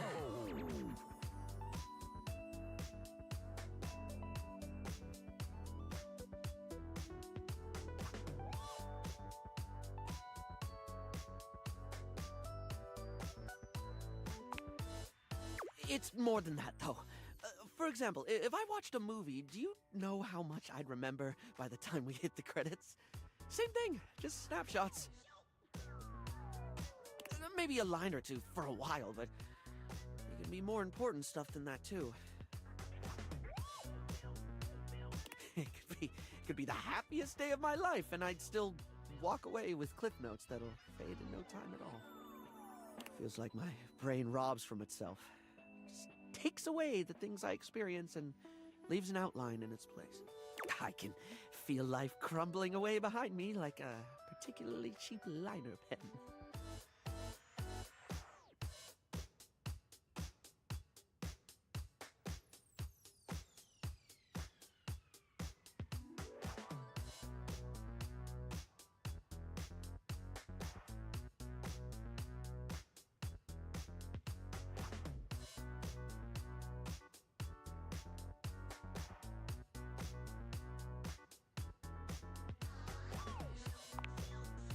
I try to remind myself of that. I really don't mean to forget. In fact, the harder I try to remember a thing, the more likely it is that I'll struggle to commit it to memory or get distracted by something or whatever. And again, my stupid brain's a steel trap for stuff that's totally not all that important. It's just whatever silly thing I'm mega focused on. I once learned a whole bunch of meaningless facts about Herne Bay in Kent. At one point, I could quote you every line of I Want to Be Your Gunary or give you the history. I could have told you all that. Until I got bored and forgot.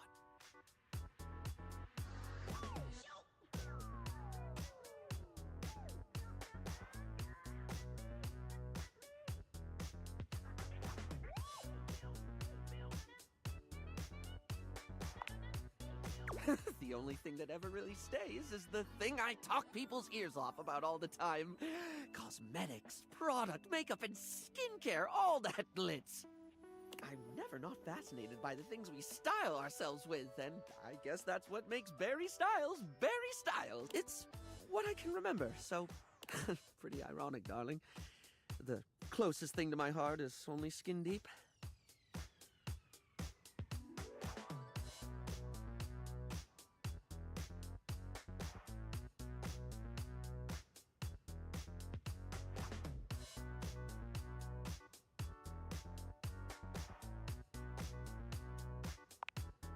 Barry gives you a warm... That's a lovely way of looking at it. You have a beautiful perspective. Oh, yes! I forgot that's what actually started this. I can't remember a single thing, and it looks to me like you're able to keep track of roughly 100 things at once. So, like, how? How can I at least pay attention to the things I want to pay attention to?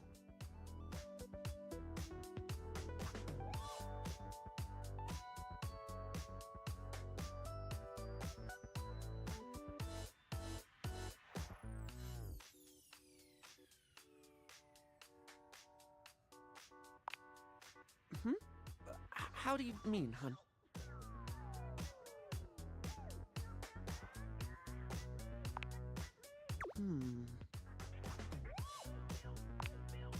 All sorts of things.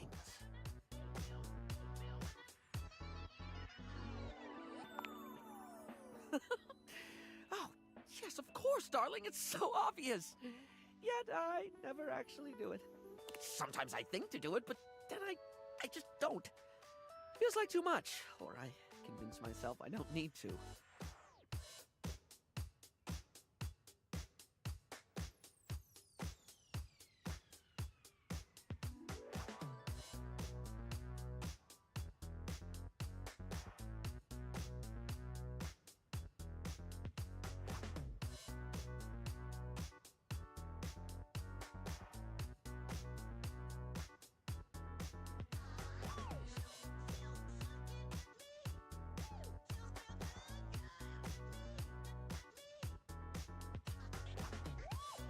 But I do need to, don't I?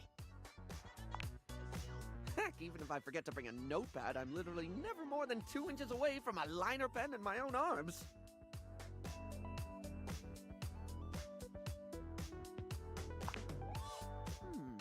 Oh, like, I could use the orange eyeshadow as a highlighter for super important notes, because it's a lovely shade and it's always left unused on the palette.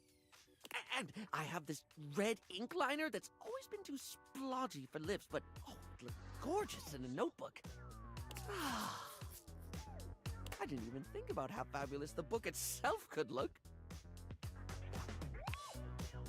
I'm getting giddy just thinking about glittering up a notebook, like giving my own memories a makeover. This is brilliant. This is just brilliant. Thank you so much.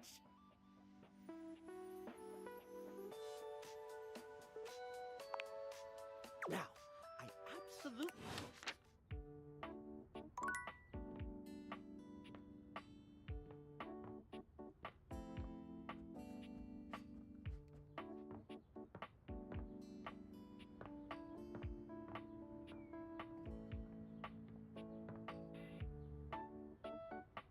Woohoo! Shake me, baby!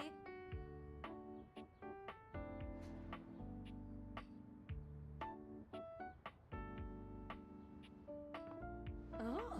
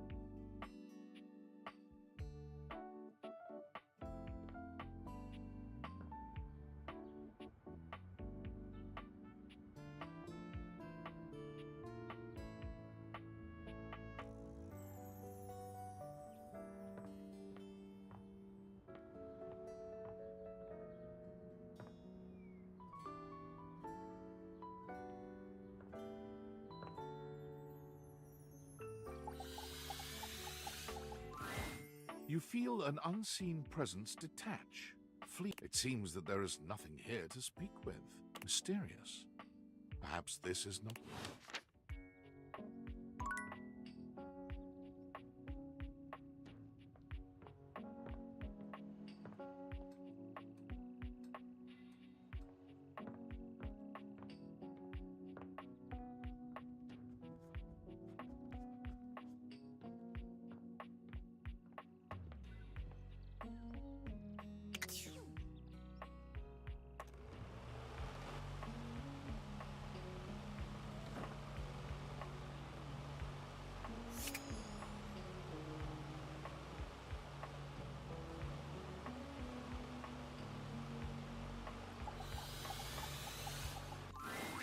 You've never been famous a day in your life, but as you try to evaluate the excitable figure blatantly staring at you, you can't help but wonder if perhaps this is how it feels. She looks at you like you've just announced she's won the lottery. Her eyes... Oh my god, this cannot be real. I must be dreaming, right? This is totally a dream. It has to be.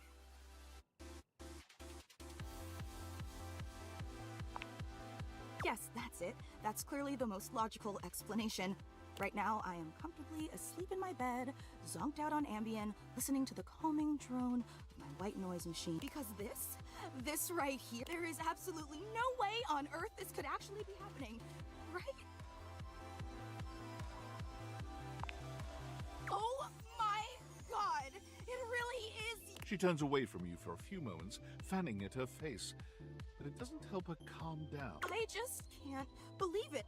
I mean, you prepare your whole existence for something like this, but then, you know, when it actually happens, no amount of preparation could ever possibly be enough. You know, I know that people throw around the expression shaking, crying, and throwing up, but I think I might actually do it.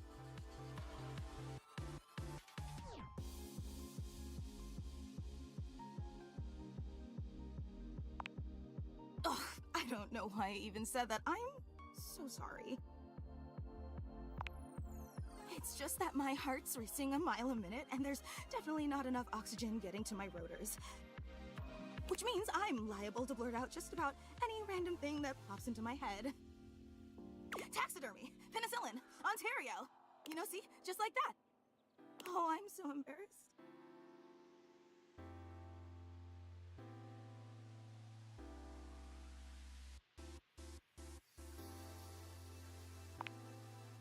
No, I'm behaving like an out-of-control I'm sorry, I really don't mean to be overreacting like this. I just never thought we'd actually get the chance to interface like this.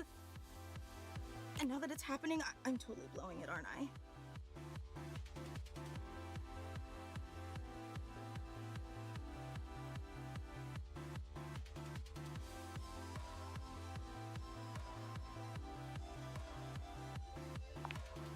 Yeah? You get nervous too?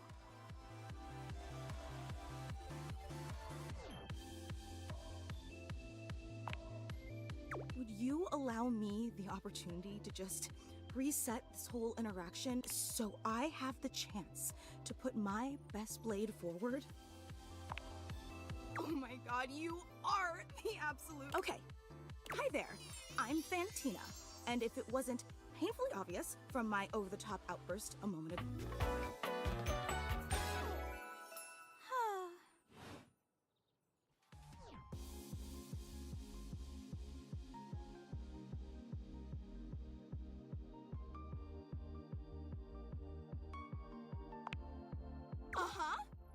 Hang on! My content-aware Fantina is your biggest fan, in more ways than one. Her behavior toward you might be considered similar to stalk. You cool with that? Or you want to skip it? How would you like your relationship with Fantina to resolve? Fantina is extremely excited to skip right to her favorite part, sharing her endless friendship with you. Aw, friends forever. I never knew...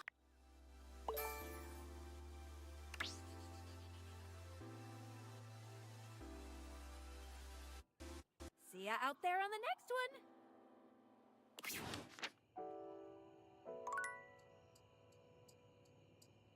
am so in friend with you.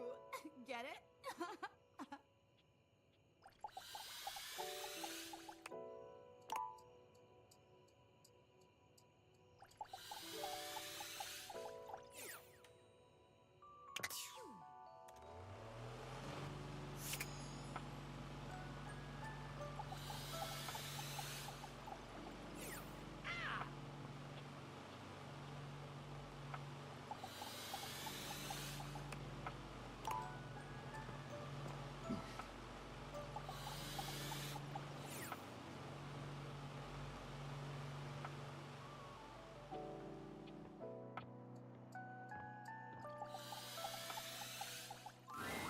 You have returned. Well, choose your destiny.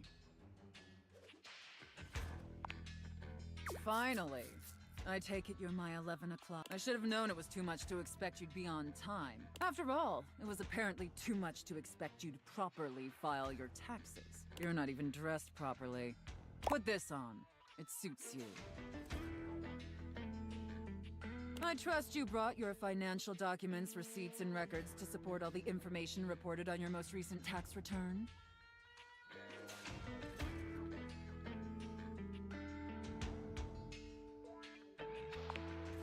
I'm sorry. I don't know how you run things at your business, but here at the IRS, so if you want to walk away from this audit without the IRS putting a permanent lien on your checking account, I'd suggest you do the respectful thing and refer to me by my proper title, IRS agent. Do you understand, taxpayer? Much better. Now, that wasn't so hard, was it? You keep complying and showing me the proper respect I deserve, and I can make this process much less painful. But step out of line, and I have the power to make the rest of your existence a never-ending fiduciary nightmare. Have I made myself abundantly clear?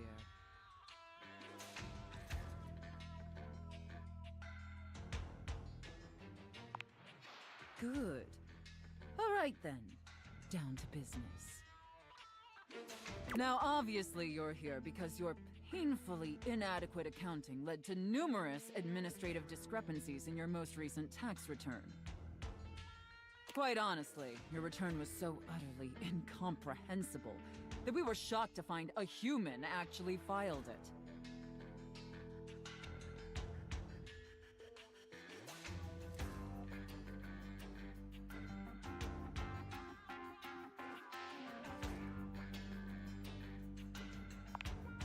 Excuses and groveling will do little, although it is rather enjoyable to watch you pitifully squirm.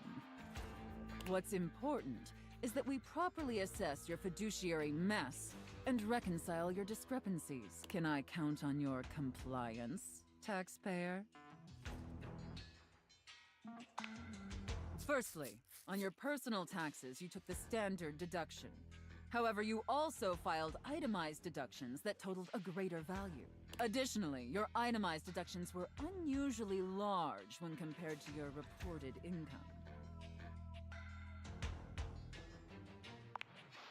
As I'm sure you're well aware, claiming the standard deduction while also claiming itemized deductions totaling a greater value, in addition to claiming deductions unusually large for your annual income, is a huge red flag for us here at the agency. I'll obviously need to see all the receipts for the itemized deductions, so I can reconcile those records with your most recent filing. Moving on, there were numerous flagrant issues related to grossly incorrect amortization periods. It appears you mistakenly or fraudulently used the wrong amortization period for a variety of your business expenses, which resulted in extremely inaccurate deductions. See the highlighted line items here on Form 4562? I appreciate your remorse. Just don't let it happen again. And finally, it's come to our attention that you omitted several foreign accounts. As I'm sure you're aware, taxpayers with foreign financial accounts exceeding certain thresholds are required to disclose them on the Report of Foreign Bank and Financial Accounts FBAR form. Yet you failed to file an FBAR form at all.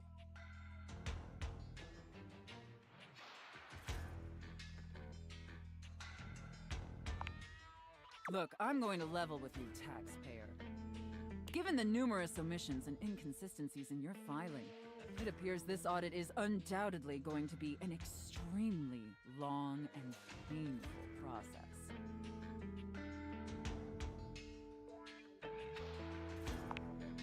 Additionally, I will be sending a team of agents to your home to oversee a field audit in order to conduct an on-site examination of your financial records and other relevant documentation.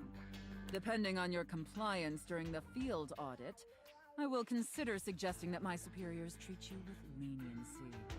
Is that all understood? And scene. Whew. I don't know about you, but that left me quite an adequate and serviceable job, my little wretch. Tell me, did you find it as satisfactory as I did?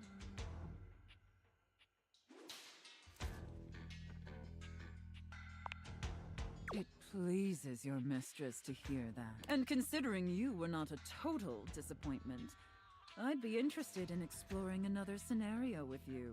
I look forward to experiencing your vain attempts to